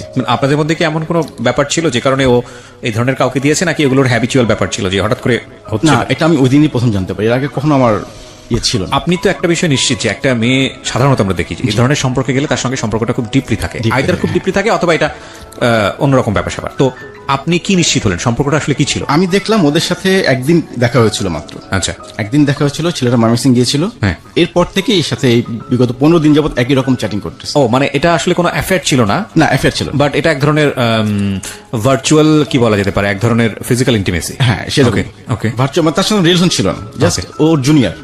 ওকে। তো আপনি তাকে জিজ্ঞেস করলেন না যে তুমি এই ধরনের সম্পর্ক কেন করছো বা হ্যাঁ জিজ্ঞেস করেছি, সে সরি বলছে, তখন ভুল হয়েছে তার। সরি বলার পর আপনি রিয়াক্ট করেছেন, বাট আপনি ফাইন্ড আউট করার চেষ্টা করেছেন যে কেন এটা হচ্ছিল তোমার, মানে তুমি না। কেন এই ধরনের সম্পর্কে জড়াচ্ছ? সে এরকম কিছু আমাকে বলেনি, সে চুপ ছিল, মানে এরকম অ্যান্সার আমি পাইনি। এবং আমি তখনই বললাম যে আসলে এরপর থেকে তোমার সাথে আমার যোগাযোগ রাখা এখানে একটা possible কথা বলি প্রিয় শ্রোতা, সরি ফর দিস ইন্টারাপশন, মানে লিগেলি যদি কখনো মানে এটা তো লিগেলি অন্যায়। আর দ্বিতীয় কথা হচ্ছে যে যদি কখনো এই ধরনের কোনো সিচুয়েশনে পড়ে যান কেউ, বা যদি দেখেন যে অপরপক্ষ এই ধরনের একটা ইন্টিমেসির মধ্যে চলে গেছে, সেটা ভার্চুয়ালি হোক বা যে কোনো কিছুতেই হোক না কেন, এটাকে আমাদের যে রিয়াকশনটা সেই মুহূর্তে হয় ওনার লাইফে, যেটা ওনার যে রিয়াকশনটা হয়েছে সেটাই স্বাভাবিক হয়তোবা, কিন্তু খুব ঠান্ডা মাথায় ডিল করাটা খুব জরুরি। এই কারণে জরুরি যে এটা আপনার একজন সাইকিয়াট্রিস্টের সঙ্গে কথা বললেই হয়তো বুঝতে পারবেন যে আমাদের ভার্চুয়াল বলয়টা আমাদেরকে যত বেশি ফ্রি করে দিয়েছে, ঠিক তত বেশি আমাদের মনের ভিতরে বিভিন্ন রকমের জিঘাংসা, সেটা সবার জীবনেই কম বেশি এই জিনিসগুলো আছে, বের করে নিয়ে আসতে পেরেছে। হয়তো বা ভার্চুয়ালি আমরা এভাবে মুভ না করলে হয়তো এগুলো কখনোই এক্সপ্রেস হতো না, কিন্তু যেহেতু আমাদের অপরচুনিটি আছে সে কারণে আমরা এই জিনিসগুলো করি, এবং করতে গিয়ে আমাদের একটা স্বাভাবিক সম্পর্ক, একটা সুন্দর সম্পর্ক, একটা ভালো সম্পর্ক, এটা ভয়ঙ্কর রকমভাবে বিপদের মধ্যে পড়ে। এবং যদি কখনো এই ধরনের সিচুয়েশন ফেস করেন, লাইক আপনি করছেন না, আপনার অপরপক্ষ হয়তো এভাবে ইনভলভ, সেক্ষেত্রে আপনার মাথা ঠান্ডা রেখে পুরো বিষয়টাকে ডিল করাটা খুব জরুরি ফর বেটারমেন্ট, মানে আপনাদের দুজনের জন্যই। বিকজ এটা এই ধরনের ব্যাপার আসলে সম্পর্ক ভাঙার জন্য যেমন লজিক্যাল, ঠিক একইভাবে আমার কাছে ইললজিক্যালও মনে হয়। যাই হোক, এটা আমার ব্যক্তিগত অপিনিয়ন। হ্যাঁ বলুন। তারপর তো তার সঙ্গে বেশ কিছু ঝগড়া হলো, পরে বললাম যে তোমার সাথে আর আমার সঙ্গে আর যোগাযোগ করবা না, আমি এটা দেখার জন্য প্রস্তুত ছিলাম না। মানে সবকিছু এখন জিরোতে চলে আসলো হুট করে এই জিনিসগুলো দেখার পর। তো সে অনেক সরিটারি বললো, কান্নাকাটি করলো, আর হবে না এরকম, সে ভুল করছে। পরে কি করবো, 7-8 দিন পর আবার তার সাথে আমি ক্ষমা করে দিলাম যে ঠিক আছে, আর ফার্দার যাতে এরকম কিছু না হয়। 7-8 দিন পর আপনি নিজেই থাকতে পারেননি? হ্যাঁ নিজে আমার ওই যে বললাম, আমার একটা ওর চিঠিটা পড়লে আমি কিছু, মানে তখন আমার কিছু মনে থাকতো না, ওই You সেই were কান্নাগুলো- blindly emotionally attached. Exactly, এবং সে কারণেই আপনি ভাবে রিয়াক্ট করছেন, সে কারণেই আপনি আবার 7 দিন পরে ফিরে আসছেন। নইলে আসলে এগুলো আসলে লজিক দিয়ে চিন্তা করার বিষয়, আপনার জায়গা থেকে সেটা খুব স্বাভাবিক ছিল। আমি সেই ওই কান্নাগুলো যখন চিন্তা করতাম, সে যে কান্নাগুলো করতো, রাইট। ওগুলো চিন্তা করে তখন আমি ভুলে যেতাম সবকিছু। পরে আমি তাকে বললাম যে এরকম আমি খুব কষ্ট পাইছি। সে বলছে না, সে তার ভুল হয়েছে, সে ভুল স্বীকার করেছে, এরকম কিছু করবে না। তো এভাবে গেল। এর মধ্যে তো বিয়ের জন্য প্রেশার দিচ্ছি আমি, যে তুমি বাসায় কথা বলো। আমার বাসা থেকেও চাপ দিচ্ছে যে কি ব্যাপার, বিয়ে করছো, বউ উঠে নিয়ে আসো এখন। এরকম কিছু চলার পর ও আবার ইয়েতে চলে আসে, ইন্টার্নি করার জন্য 3 মাস ঢাকায় থাকে। আচ্ছা, 3 মাস ঢাকায় থাকে। তো তখন কি আপনি মাঝে মাঝে ওর ফেসবুকে উকি মারতেন ওই ঘটনার পরে? এরপর পাসওয়ার্ড চেঞ্জ করেছিল এরপরে। ও পাসওয়ার্ড চেঞ্জ করলে তো আরো সন্দেহ হওয়ার কথা। পাসওয়ার্ডটা আপনাকে দেয়নি? আর না, পাসওয়ার্ড আমিও নেইনি, ও দেয়নি। মানে সম্পর্ক তখন ওইভাবে মানে বিশ্বাস চলে এসেছিল যে না, ও এরকম কিছু করবে না, আচ্ছা, এরকম কিছু করবে না। আচ্ছা, আপনাকে আমি একটা প্রশ্ন করি। জি। সেটা হলো যে এই পাসওয়ার্ডটা যে দুইজনের একই রকমের পাসওয়ার্ড ছিল ফেসবুকের, জি। এটা কি আপনি মনে করেন সম্পর্কের জন্য ঠিক? মানে আজকালকার যুগে অনেকেই এটা করে। এটা অনেকের জন্য ঠিক না। আমি বেসিক্যালি মনে করি, আমি শুধু জানতাম কিন্তু আমি কিন্তু ঢুকতাম না কখন। আমি কখন ব্যক্তিগতভাবে পছন্দ করি না যে আরেকজনের ইয়েতে ঢোকা, কিন্তু আমার জাস্ট একটু সন্দেহ হয়েছিল দেখে আমি তখন ঢুকেছিলাম জিনিসটা, যে আসলে ব্যাপারটা কি। না, সেটা তো আপনি সন্দেহ হয়েছিল বলে ঢুকেছেন। তো পাসওয়ার্ড আমি ব্যক্তিগতভাবে যদি বলি, এটা রাখা ঠিক না। কেন ঠিক না? এটা একজন মানুষের ব্যক্তিগত ব্যাপার, সে ইয়ে করতে। কিন্তু আমরা ভালোভাবে এখন বাসি কাউকে, তখন তো তার ব্যক্তিগত বলে কোনো কিছু থাকে না, আমরা সব বিষয় ইন্টারফেয়ার করতে চাই। সব বিষয়টা সেই হিসাবে আমাদের পাসওয়ার্ডটা চেঞ্জ করা হয়, মানে একই পাসওয়ার্ড ছিল আমাদের। যে এবং আমি সেটা তো একটা বিগ মিস্টেক আমরা আমি মনে তো করি। সেরকম কিছু করছি না, আমার পাসওয়ার্ড জানার অসুবিধা কোথায়? একটা জিনিস মনে রাখবেন, যারা এখানে শুনছেন, যারা ভালোবাসেন এবং যাদের পাসওয়ার্ড এক, তাদের সবার প্রতি সম্মান রেখেই বলছি, ভালোবাসেন, ভালোবাসার প্রতি শ্রদ্ধা আছে, কিন্তু ভালো এমন ভাবে বাইসেন না যাতে একজনের নাক আরেকজনের, মানে আমি আসলে কিভাবে বোঝাবো ঠিক বোঝাতে পারছি না। মানে ইন্টিমেসিটা এমন জায়গায় নিয়ে যায় না যেখানে কোনো ব্রিদিং স্পেস নাই। ওই ব্রিদিং স্পেস না থাকলে গ্রো করা যায় না, একটা সময় মরে যায়। হ্যাঁ, সো প্রত্যেকটা মানুষের ব্যক্তিগত আছে। আপনি যত যেটা বিশ্বাস করেন আর না করেন সেটা আপনার বিষয়। আপনি আপনি হয়তো আপনার সাইড থেকে মনে করতে পারেন না, আমার গার্লফ্রেন্ড কখনোই এরকম হতে পারে না, আমি তাকে এত ভালোবাসি। একইভাবে হয়তো বা গার্লফ্রেন্ড তার বয়ফ্রেন্ড সম্পর্কে এই ইমপ্রেশনটা রাখছে, এই ইমপ্রেশনটা রাখেন, রেসপেক্ট রাখেন, বাট আমি মনে করি এই রাখার জায়গাটা থেকে একটা দূরত্ব রাখেন। কারণ দরকার কি, যেটা হয়তো এক ঝলক দিয়েই হয়তো বা সামনে থেকে হারিয়ে যাবে, সেটাকে জীবনে পার্মানেন্ট করে নিয়ে নিজেদের মধ্যে মানে জটিলতা তৈরি করার প্রয়োজনটা কি? জি হ্যাঁ, তারপর যাই হোক পরবর্তীতে যখন পাসওয়ার্ড চেঞ্জ করে আমি আর কিছু বলিনি তখন ঠিক আছে, ওর একজনের ব্যক্তিগত জিনিস না ঘাটাই ভালো, রাইট। কারণ ঘাটতে গিয়ে তার সঙ্গে আমার একটা ব্রেকআপের মতো সিচুয়েশন তৈরি হয়েছিল। পরে আবার তাকে বিশ্বাস করলাম যে না, সেরকম কিছু করবে না। আমার পাসওয়ার্ড আমি চেঞ্জ করি না, আমার পাসওয়ার্ড ওরকমই ছিল ওকে, যেটা ছিল। এরপর সে 3 মাস ঢাকায় থাকে ইন্টার্নি করার জন্য। ওকে, তো 3 মাস কন্টিনিউ তাকে আমি সময় দেই বলতে সে ওর বোনের বাসা তখন মোহাম্মদপুর ছিল, জি, ওখান থেকে তাকে আনা, তাকে অফিস থেকে বাসায় দিয়ে আসা। আমার নামে একটা কমপ্লেন ছিল বান্ধবীদের কাছে ওর, যে আমি নাকি তাকে সময় দেই না। আচ্ছা, তো টানা 3 মাস আমি তাকে ফুল সময় দিয়েছি। বান্ধবী তো দেখছে আমাকে, এই সকাল থেকে মিরপুর থেকে মোহাম্মদপুর আসতাম, ওকে পিক করে ওকে অফিসে দিয়ে আমি আবার চলে যেতাম অফিসে। আবার বিকেলবেলা আমি চলে আসতাম, ওকে ওর বাসায় ড্রপ করে আমি বাসায় ব্যাক করতাম টানা 3 মাস। তারপর ওর 2016 সালে তো এমএস কমপ্লিট করে, 2017-তেও একটা জবে জয়েন করে। আচ্ছা, 2017 একটা প্রাইভেট ভার্সিটিতে সে লেকচারার হিসেবে জয়েন করে। ওকে। তো তারপর ও তো বিয়ের চাপ তো আমি দিচ্ছিলামই, যে বাসায় কথা বলে। এখন ও বলতো যে না, আগে মাস্টার শেষ হোক, জব করি, তারপরে বলে জব করলে আমার বাসায় আমার একটা আলাদা রকম পাওয়ার থাকবে কথার, তখন আমার কথা বাবা মা শুনবে। যাই হোক, জবে জয়েন করে 2017 সালের মে মাসে, আচ্ছা, মে মাসে জয়েন করে। তারপরেও চাপ দিচ্ছিলাম যে, প্রথমে বললাম যে ট্রিট দিব কবে, জব উপলক্ষে একটা ট্রিট চাইলাম। তো বললো যে দিব। আমি ট্রিট দিলাম প্রথম দিন, বললো যে স্যালারি হোক তারপর ট্রিট দেব। আচ্ছা, তো 2 মাস হয়ে গেল, তো আমি জিজ্ঞেস করলাম কি ব্যাপার, তুমি স্যালারি পাওনি? তো বললো যে হ্যাঁ স্যালারি পাইছি। তো স্যালারি পাইছি, তুমি জানাইলা না আমাকে? এটা তো একটা খুশির খবর, এই এতদিনের একটা রিলেশন, সে প্রথম জব করলো, রাইট, প্রথম একটা স্যালারি পেয়ে, তো সে আমাকে জানানো উচিত ছিল। আমি খুব কষ্ট পাইলাম এই, মানে আপনার হাজবেন্ড হিসেবে সেটা এক্সপেক্ট করতেছেন? হ্যাঁ, যে একটা খুশির খবর এটা, রাইট, যে আমার ওয়াইফ আজকে প্রথম স্যালারি পাইছে, চলো আজকে খাবো। তো সেই ব্যাপারটা আমি খুবই কষ্ট পেলাম। আমি অতটা কষ্ট পাইনি যখন তার চ্যাটিং গুলো আমি জেনে যতটা কষ্ট পেয়েছিলাম, তার চেয়ে বরং এটাতে বেশি কষ্ট। এটাতে আমি কষ্ট বেশি পেয়েছি। এটা আমার একটা এক্সপেকটেশন ছিল যে খুশি হয়ে আমাকে সবার আগে খবর দিবে যে আমি আজকে স্যালারি পাইছি, চলে আসো খাবো একসাথে। এরকম কিছু হয়নি। 2 মাস পর আমি আর তাকে বলিনি কখনো ট্রিটের কথা।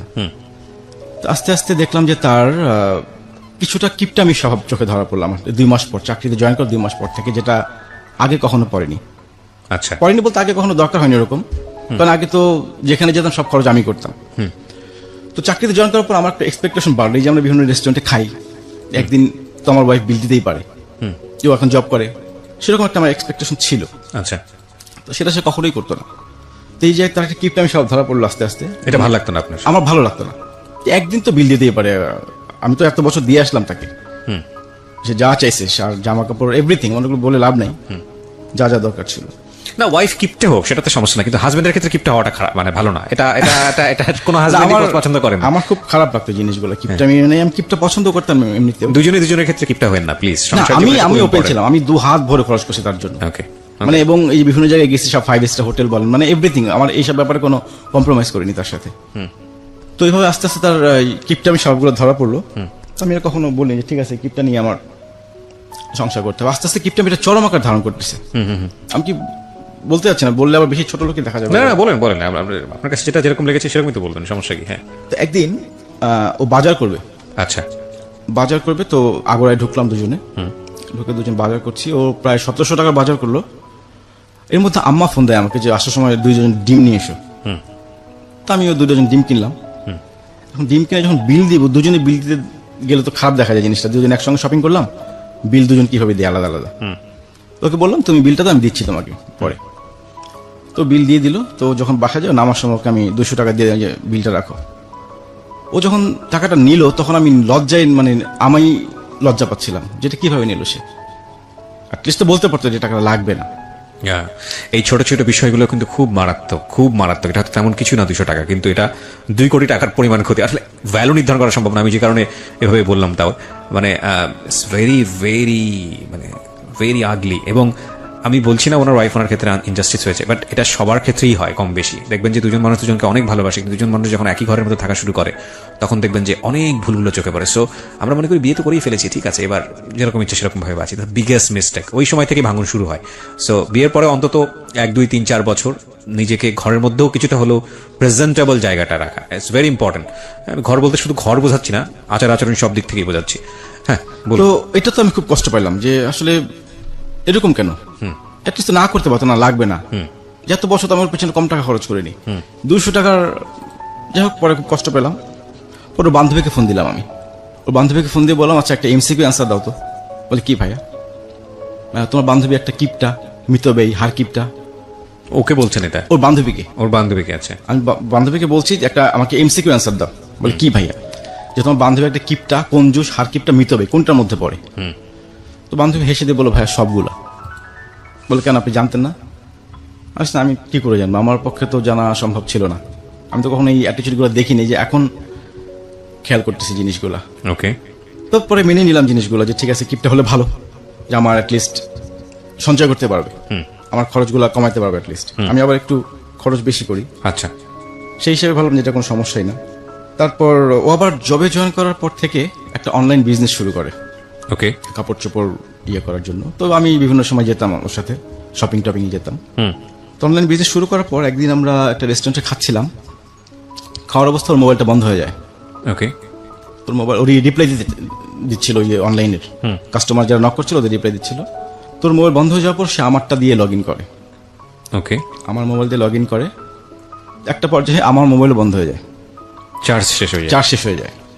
তো পরে তাড়াতাড়ি করে বাসায় চলে গেল, যেহেতু রিপ্লাই আসতেছে, কাস্টমারদের রিপ্লাই দিতে হবে। ও বাসায় চলে গেল, আমি বাসায় চলে গেলাম। তো বাসায় গিয়ে মোবাইল অন করে কল দিলাম যে বাসায় চলে আসছি আমি। তারপর মেসেঞ্জার একটা মেসেজ আসলো, মেসেজটা দেখলাম, দেখি যে আমি চিনি না, ভাবছি আমার মেসেঞ্জার। ওর মেসেঞ্জার ওপেন হয়েছিল। ওর মেসেঞ্জার আপনার মোবাইলে ওপেন? আমার মোবাইল ওপেন, ওই যে ও তখন রিপ্লাই দিচ্ছিল ওকে মেসেঞ্জারে। তো যে রিপ্লাইটা দেখলাম, মানে খুব ওইটা আরো ভয়াবহ আমার চোখে যেটা পড়লো। একটা ছেলে ওকে নক দিয়েছে নোংরা ভাষায়। ছেলেটা মানে ছদ্মনামে ফেসবুকে আছে, ওর কোনো মিউচুয়াল ফ্রেন্ডের নাই। তো একটু উপরের দিকে উঠলাম, দেখি যে নোংরা যত ভাষা আছে, ওর শরীরের বর্ণনা যেভাবে দিল, আরো উপর দিকে উঠলাম আস্তে আস্তে। উপরে উঠে যেটা দেখলাম, একটা ছেলে ওকে 2016 সাল থেকে ব্ল্যাকমেইল করতেছে। কিরকম ব্ল্যাকমেইল করতেছে? ওই ছেলের কাছে ওর কিছু ছবি আছে এবং কিছু ভিডিও ক্লিপস আছে ওই ছেলেটার কাছে। এইটা নিয়ে সে ওকে ব্ল্যাকমেইল করতেছে। ও যেখানে দেখা করতে বলতেছে সেখানে যাচ্ছে, যেভাবে বলতে সেভাবেই সেই রিপ্লাই দিচ্ছে মেসেজে। Big situation. প্রিয় শ্রোতা, আমরা বিরতি নেব এই পর্যায়ে। ছোট্ট একটা যা ভেবেছিলাম গল্পটা অন্যদিকে চলে যাচ্ছে। অ্যান্ড ডোন্ট ওয়ারি, কজ আমি সবসময় একটা কথা বলি যে প্রত্যেকটা জীবন গল্পই আমাদের কিছু না কিছু শেখায়। সো আপনি যদি পুরো গল্পটা মনোযোগ দিয়ে শোনেন শেষ পর্যন্ত, অফকোর্স আপনি লেসনের জায়গা থেকে কিছুটা পাবেন, যেটা আপনার জীবন সুন্দরভাবে গড়তে সাহায্য করবে।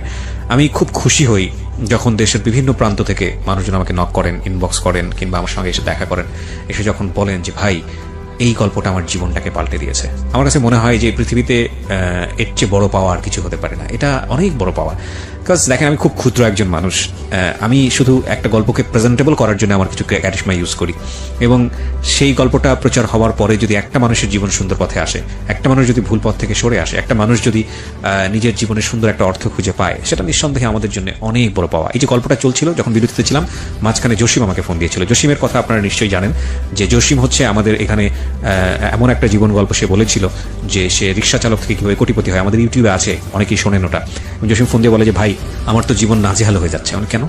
ভাই প্রতিদিন অন্তত 10-12 জন দেখা করতে আসে। আজকে সকালবেলা সে চট্টগ্রাম থেকে নাকি একজন এসছে, ভোরের যখন আজান দিয়েছে তখন তাকে ফোন দিয়েছে। এবং এই ভদ্রলোকটা এমন যে উনি কাউর প্রতি বিরক্ত হন না। আমি বললাম যে ভাই আপনি তো সবাইকে বলেন যে এই কটার পরে আপনি কথা বলবেন। বলে ভাই 8 থেকে 900 জন লোক এখন পর্যন্ত আমার সঙ্গে দেখা করেছে, এবং এটা র্যান্ডমলি হচ্ছে, বিকজ ইউটিউবে এটা আমাদের এখানে এপিসোডটা আছে। প্রতিদিনই কিছু না কিছু মানুষ শোনেন, যেহেতু ঠিকানা দেওয়া আছে সবাই ওখানে চলে যান। আমি সবাইকে বিনীতভাবে রিকোয়েস্ট করতে চাই, দেখুন উনি একটা বিজনেস করেন এবং উনি একটা প্রতিষ্ঠান চালাতে হয়। আপনারা এমনভাবে ওনাকে ডিস্টার্ব করেন না যাতে করে উনি আপনাদের প্রতি নাখোশ হয়। কারণ হয়তো দেখা করেন ঠিক আছে, বাট ওনার প্রতি এমন আচরণ করেন না, এমনভাবে সময় নিয়েন না যাতে করে উনি নাখোশ হয়। ওনার একটা সময় খারাপ লাগা শুরু হবে। ঠিক আছে? তো এই কথার কারণেই বলছিলাম যে এই অনুষ্ঠানগুলোর শক্তি অনেক, পাওয়ার অনেক, একেবারে দেশের প্রত্যন্ত অঞ্চল পর্যন্ত যায়। এবং এই অনুষ্ঠানগুলো যদি আপনার জীবনটাকে সুন্দর পথে আনতে পারে, সেটা নিঃসন্দেহে আমাদের জন্য অনেক বড় পাওয়া। আমরা এই ছোট্ট একটা বিরতি নেব। বিরতি নেবার আগে আপনাকে যেটা আরো একবার বলতে চাই, সিচুয়েশন যখন একটু করা, যখন মন বসে না কোনো কাজে, তখন মন ঠিক করতে মুখ দিতে পারেন কাঁচা আমের স্বাদে। Pran mister mango candy, good mood guaranteed. শুনছেন মিস্টার ম্যাঙ্গো ক্যান্ডি প্রেজেন্টস জীবন গল্প। ছোট্ট একটা বিরতি। শুনছেন আরজি কিবরিয়ার সাথে মিস্টার ম্যাঙ্গো ক্যান্ডি প্রেজেন্টস জীবন গল্প।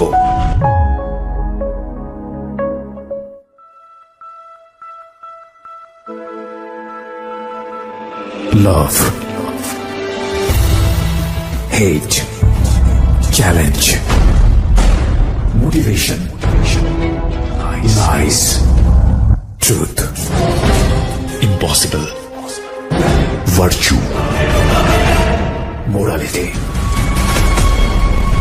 something beyond entertainment. Welcome to my stage of reality. Stay tuned. Sunday and Wednesday with me, RJ Kibriya, only on Dhaka FM 90.4.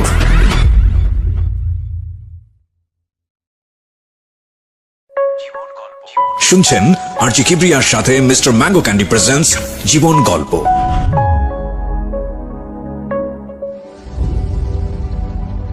Welcome back once again প্রিয় শ্রোতা, আপনারা শুনছেন mister mango candy presents জীবন গল্প। আমি আরজি কিবরিয়া আপনার সঙ্গে রয়েছি। আমি কথা না বাড়িয়ে আমার যিনি গেস্ট আজকে এখানে আছেন, জি আপনার নামটা আমি ভুলে গেছি, আরেকবার যদি নামটা একটু আমার নাম মোহাম্মদ জায়েদ হোসেন। জায়েদ হোসেন, আমি জায়েদের কাছে আবার পেয়েছি। জায়েদ, যেখানটায় আপনি ছিলেন যে আপনি ইনবক্স এগুলো চেক করে পেলেন, ইনবক্স চেক করে দেখলাম 2016 সাল থেকে একটা ছেলে তাকে ব্ল্যাকমেইল করছে। কথোপকথন কনভারসেশন কি ছিল একটু মনে করতে পারবেন? কনভারসেশন গুলো ছিল এরকম, মানে সে তো ব্ল্যাকমেইল করছেই, মানে ওর শরীরে বর্ণনা দিচ্ছে, ও রিপ্লাই দিচ্ছে আবার ওই সেই যেই প্রথম বললাম একই টাইপের রিপ্লাই দিচ্ছে, জাস্ট ওই ছেলেটাকে ওর কাছে আনার জন্য। এটা কি বোঝা যাচ্ছে ওদের কথাবার্তা শুনে? হ্যাঁ, বোঝা যাচ্ছে। এবং বলছে যে তুমি এখানে যদি না আসো আমি তোমার একটা ফ্ল্যাশ করে দিব, ফ্ল্যাশ করে দিবে, ফেসবুকে পাবলিশ করে দিবে, ভার্সিটিতে পাবলিশ করে দিবে। ওই ছেলেটা ভার্সিটির, আমি যতটুকু বুঝতে পেরেছি, এবং সে আমাকেও চিনে। কোন ভার্সিটির? মানে ওই একই বিশ্ববিদ্যালয়, একই ভার্সিটির, একই ভার্সিটি, এবং আপনাকেও সে ছেলেটা আমাকেও সে চিনে, এবং আমার নামও নোংরা কথা বলছে যে জায়েদ ভাই তো খুব। তো বুঝতেই পারছেন একজন হাজবেন্ডের এইসব জিনিস দেখার পরে মাথা ঠিক রাখাটা খুবই অস্বাভাবিক ব্যাপার। হ্যাঁ, তো তারপর ওই ছেলেটাকে সে দেখা করতে বলতেছে ক্যাম্পাসে। ছেলেটা, ও যাচ্ছে দেখা করতে, কিন্তু ছেলেটা আসতেছে না। ওর সাথে লোকজন নিয়ে গেছে। ছেলেটা বলতেছে তুমি তো, তোমার সাথে অমুক অমুক ছিল। সে বলে দিচ্ছে ছেলেটার ওর সাথে কে কে ছিল, যে তুমি লোকজন নিয়ে আসছো কেন, তুমি একা আসতে বলছি তোমাকে। এভাবে ওই ওখানে একটা আমবাগান নামে জায়গা আছে, আমবাগানও দেখা করতে বলছে। সে আমবাগানও গেছে ছেলে পেলে নিয়ে, মানে ওর পাশে ছেলে পেলে ছিল, কিন্তু সেই ছেলেরা সবই জানতেছে ও কি করতেছে। এভাবেই তার সাথে অনেক নোংরা নোংরা কথাবার্তা সে মাঝখানে রিপ্লাই দিছিল, এবং এই সেই স্ক্রিনশট গুলো নিয়ে ও বিভিন্ন জনকে দিচ্ছে যে ছেলেটাকে দেখার জন্য, এই ছেলেটাকে চিনে কিনা। ওখানে নোংরা ভাষা ছিল। তো আমার কথা হচ্ছে যে ছেলেটাকে চিনতো না, ও চিনতো না ছেলেটাকে। ছেলেটা ছদ্মনাম ইউজ করতেছে। আচ্ছা আচ্ছা, ছেলেটা ছদ্মনাম ইউজ করতেছে, এবং ওর কোনো মিউচুয়াল ফ্রেন্ডও নাই। সে একটা মানে ফেক আইডি দিয়ে তার সঙ্গে এইভাবে কথোপকথন চালিয়ে যাচ্ছে। কিন্তু ও তো খুব ভালো করে বোঝার কথা যে এই ছবিগুলো কাকে দিয়েছে না দিয়েছে সেটা সে বুঝে, মানে বের করার খুব চেষ্টা করছে। তার মানে ও যদি না বের করতে পারে তাহলে আমার বিষয়টা এরকম ছিল যে ও র্যান্ডমলি অনেকের সাথে বিষয়গুলো করতো, আমি গেস করছি, আমার ধারণা। নইলে তো ওর যদি একজন দুজনের সঙ্গে করে থাকে তাহলে তো ডেফিনেটলি বের করে ফেলার কথা, কিন্তু যদি র্যান্ডমলি হয়ে থাকে তাহলে হয়তো বের করতে পারবে না, এটাই স্বাভাবিক। ওকে, তারপর তো এভাবে তার মাথা নষ্ট দেখলাম। ওই ছবিগুলো সে কিভাবে উদ্ধার করবে, থানায় জিডি পর্যন্ত করছে সেইটার জন্য। আপনি কিভাবে বুঝলেন? ওখানে করছে, লেখা আছে, জিডি স্ক্রিনশট পাঠিয়েছে। হ্যাঁ, জিডি স্ক্রিনশট পাঠিয়েছে যে জিডি করছে থানাতে। তা আমি বললাম এত কিছু আমি জানি না। পরে আমি ফোন দিলাম, এই ছেলেটা কে? ওই ছবিগুলো কি ওখানে ছিল যে ছবিগুলো পাঠিয়েছে? না, ছবিগুলো ছিল না। ছবিগুলো ছিল, কিন্তু ওর বডির খুব নোংরা ভাষায় বর্ণনা ছিল। এই স্ক্রিনশট গুলো সে আবার বিভিন্ন বড় ভাইদের দিচ্ছে যে এই ছেলেটাকে বের করার জন্য, ছেলেটা কে হতে পারে। তো ওখানে কিছু নোংরা ভাষাটা ছিল। তো ওগুলো আমার কথা, একটা জিনিস 5 জন দেখতেছে, দেখে কি ধারণা করতেছে এই জিনিসগুলো নিয়ে। তো সবাইকে স্ক্রিনশট পাঠানোর দরকার নেই। তোকে প্রথমে বললাম এই ছেলেটা কে। যখনই ছেলেটা কে জিজ্ঞেস, তখন সে তেলে বেগুনে জ্বলে উঠছে, চোরের মতো আমার মেসেঞ্জারে ঢুকছো কেন? আমরা ইচ্ছা করে ঢুকে, তোমার মেসেঞ্জার ওপেন হয়েছিল আমার মোবাইলে, সেই জন্য ঢুকছে, এক্ষুনি লগ আউট করো। আমি তোমার অ্যান্সার পেলাম না, এই ছেলেটা কে। সে আমাকে কোনো অ্যান্সার দেয়নি ওই সময়। পরে আমি তো আবার আমার এবার ফাইনালি ব্রেক। এরপর তো তোমার সাথে আমার যোগাযোগ রাখার কোনো দরকারই হয় না। এর আগে একটা ঘটনা ঘটছে, মাফ করে দিয়েছিলাম, আমার একটা পাস ছিল শেষ, কিন্তু এবার তো মাফ হবে না। তো ব্রেকআপ একদম ওর সাথে ফাইনালি ব্রেকআপ। এখানে ব্রেকআপ করার সুযোগটা কই? আপনার যেহেতু ওয়াইফ শেষ, তাহলে আপনি ডিভোর্স দিতে পারেন। ডিভোর্স, ওইটাই ব্রেকআপ, ডিভোর্স, যে তুমি পেপারস পেয়ে যাবে। আচ্ছা, আমি তোমাকে পেপারস পাঠিয়ে দেবো। আচ্ছা, ব্যাপারটা তাই। তো 2 দিন পর দেখি ওর ফ্রেন্ড একটা মালয়েশিয়া থাকতো, বান্ধবী, সে আমাকে ফোন দিছে, বলছে ভাইয়া আসলে এটা তো আমরা সবাই জানি, ব্যাপারটা একটা ছেলে ওকে ব্ল্যাকমেল করতেছে, ওর কিছু ছবি এডিট করছে। ওকে, ওর কিছু ছবি এডিট করে ওকে ব্ল্যাকমেল করতেছে। আমি যা কিছুই করুক, ব্যাপারটা কি আমার নলেজে থাকা উচিত ছিল কিনা? বলে হ্যাঁ ভাই, অবশ্যই আপনার নলেজে থাকা উচিত ছিল। এটা আমি একটা প্রশ্ন করতে চাই আপনাকে। উচিত তো অবশ্যই ছিল, খুব সেন্সিটিভ একটা বিষয় নিয়ে আমরা কথা বলছি আজকে। আপনার সাথে তার সম্পর্কটা কি এতটা কমফোর্টেবল ছিল যে ওইরকম একটা প্রবলেম সে আপনার সঙ্গে ডিসকাস করতে পারে? আমাদের সম্পর্কটা খুবই মধুর ছিল এবং খুবই ফ্রেন্ডলি সম্পর্ক ছিল। আমি কখনো হাজবেন্ড ছিল, কিন্তু ঘটনা তো সেটা বলতেছে না। আমি কখনো হাজবেন্ড ছিল ব্যবহার তার সাথে করিনি, কখনোই না। বাট ঘটনা তো সেরকম বলছে না। এরকম একটা কিছু হলে তো সবার আগে আপনার সঙ্গে শেয়ার করা। আমার তো প্রশ্ন সেটাই যে সবার আগে কে জানার কথা? আমি জানার কথা। সে আমাকে কিছু শেয়ার করেনি। বান্ধবী ফোন দিল, বললো ভাই ওর এডিট করা ছবি ও ব্ল্যাকমেল করতেছে। আমি বললাম না, যত কিছুই বলো আমার জানা উচিত। এডিট করা ছবি হলো আসলে যেটা নিয়ে জিদি হবে কেন?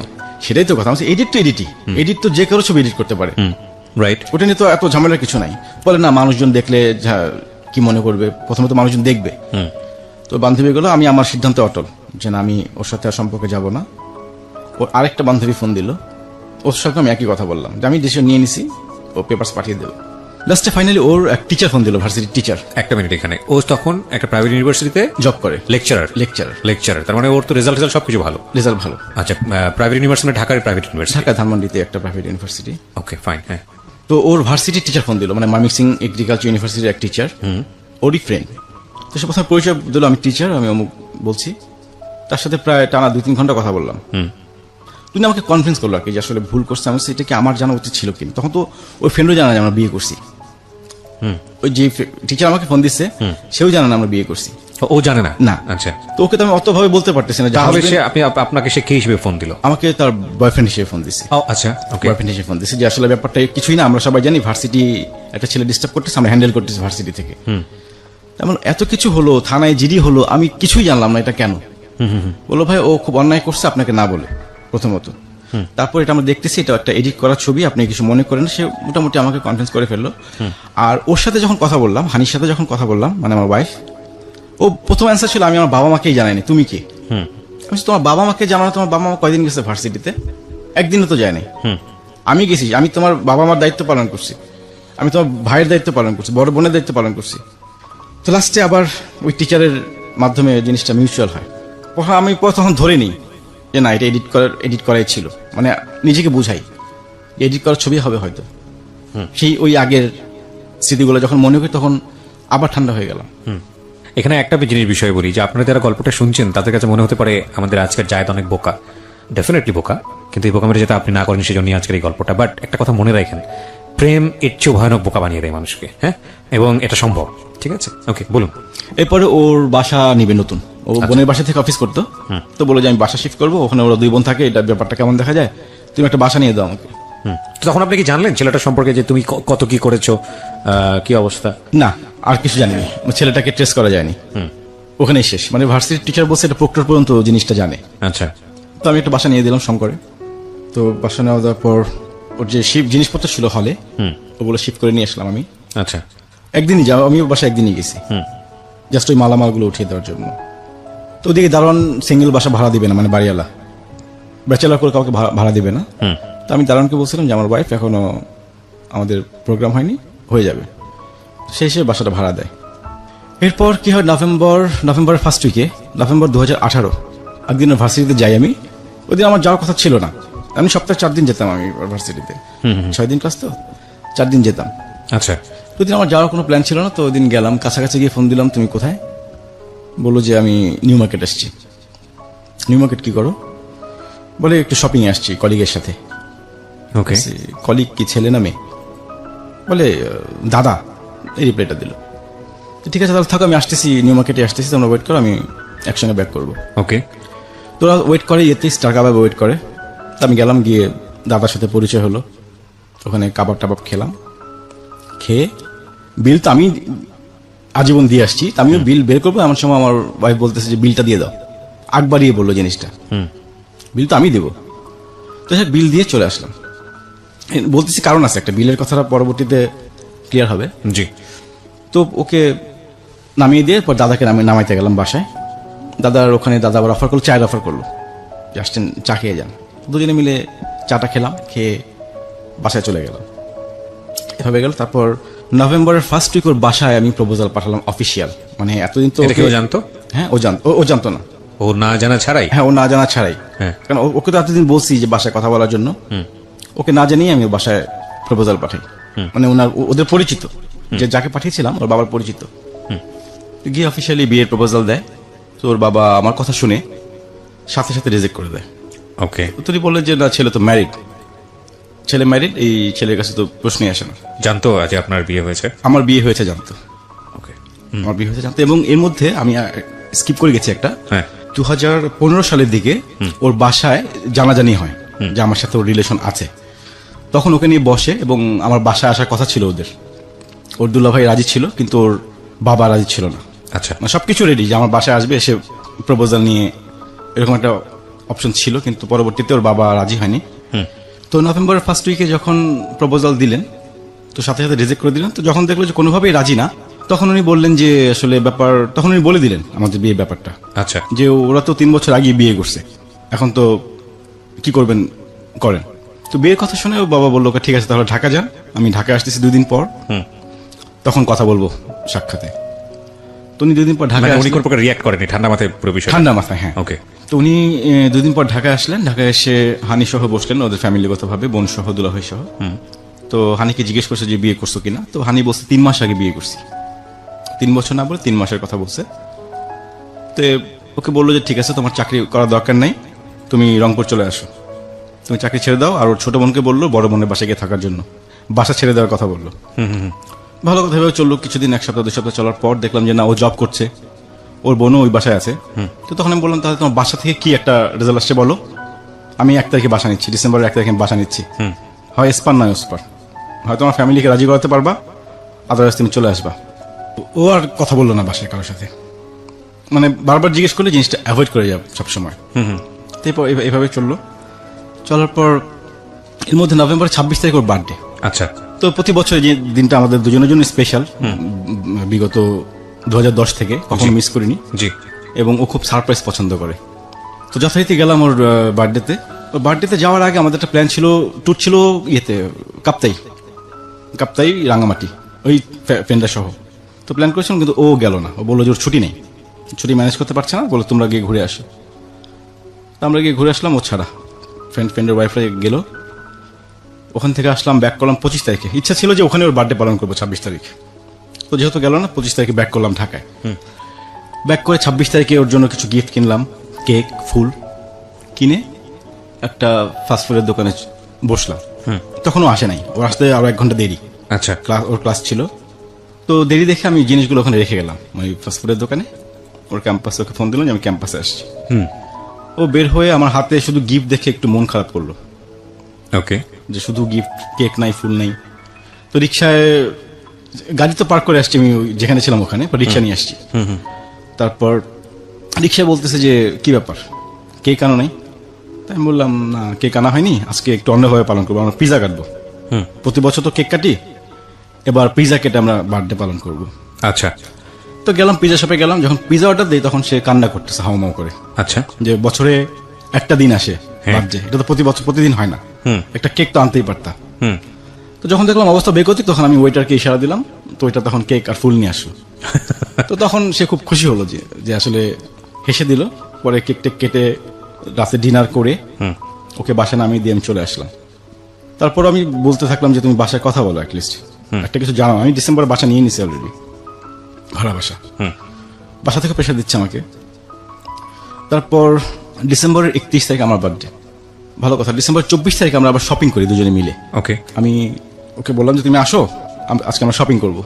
তো ডিসেম্বরের 24 তারিখ শপিং করলাম, শপিং করে ওকে বাসায় দিয়ে চলে আসলাম। তো 31 তারিখ আমার বার্থডে। 31 তারিখে রাতে ও আমাকে একটা ভয়েস ক্লিপ পাঠায় মেসেঞ্জারে, সুন্দর একটা ভয়েস ক্লিপ। ওই ক্লিপটা আমি একটু শোনাতে যাচ্ছিলাম সবাই।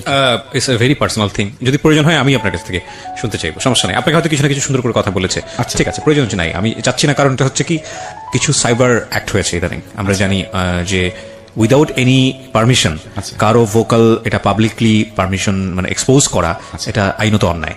এবং যেহেতু এটা আপনার ওয়াইফ হিসেবে সে আপনাকে দিয়েছে, আপনি একটা রাইট আপনার আছে এটা আপনার কিপ করার, কিন্তু আপনি এটা তার অনুমতি ছাড়া এটাকে এক্সপোজ করতে পারবেন না। আপনি হয়তো পার্সোনালি প্রুফ হিসেবে আমাকে শোনাতে পারেন, কিন্তু লাখ লাখ মানুষের সামনে এক্সপোজ করলে সে লিগ্যালি এটার এগেইনস্ট অ্যাকশন নিতে পারবে। সো আমরা এটা চাইবো না। খুব সুন্দর একটা ভয়েস, ঠিক আছে, বাট সিচুয়েশনটা কি দাঁড়িয়েছে আমরা পুরো গল্পটাকে শুনি তারপর। তো আমার রাতে একটা ভয়েস ক্লিপ পাঠায় আমাকে সুন্দর দেখে, আমার বার্থডে উইশ করে। পরের দিন আমি আসি ওর ক্যাম্পাসে। আমার আসতে একটু দেরি হয়। আমি ফোন দিলাম ওকে, তুমি কোথায়? বললো যে ও ধানমন্ডিতে শঙ্করে আছে। আচ্ছা। আমি বললাম তুমি এক কাজ করো, তাহলে ইয়েতে চলে আসো, মোহাম্মদপুর বাস স্ট্যান্ড চলে আসো, আমরা ওখান থেকে এক জায়গায় যাবো।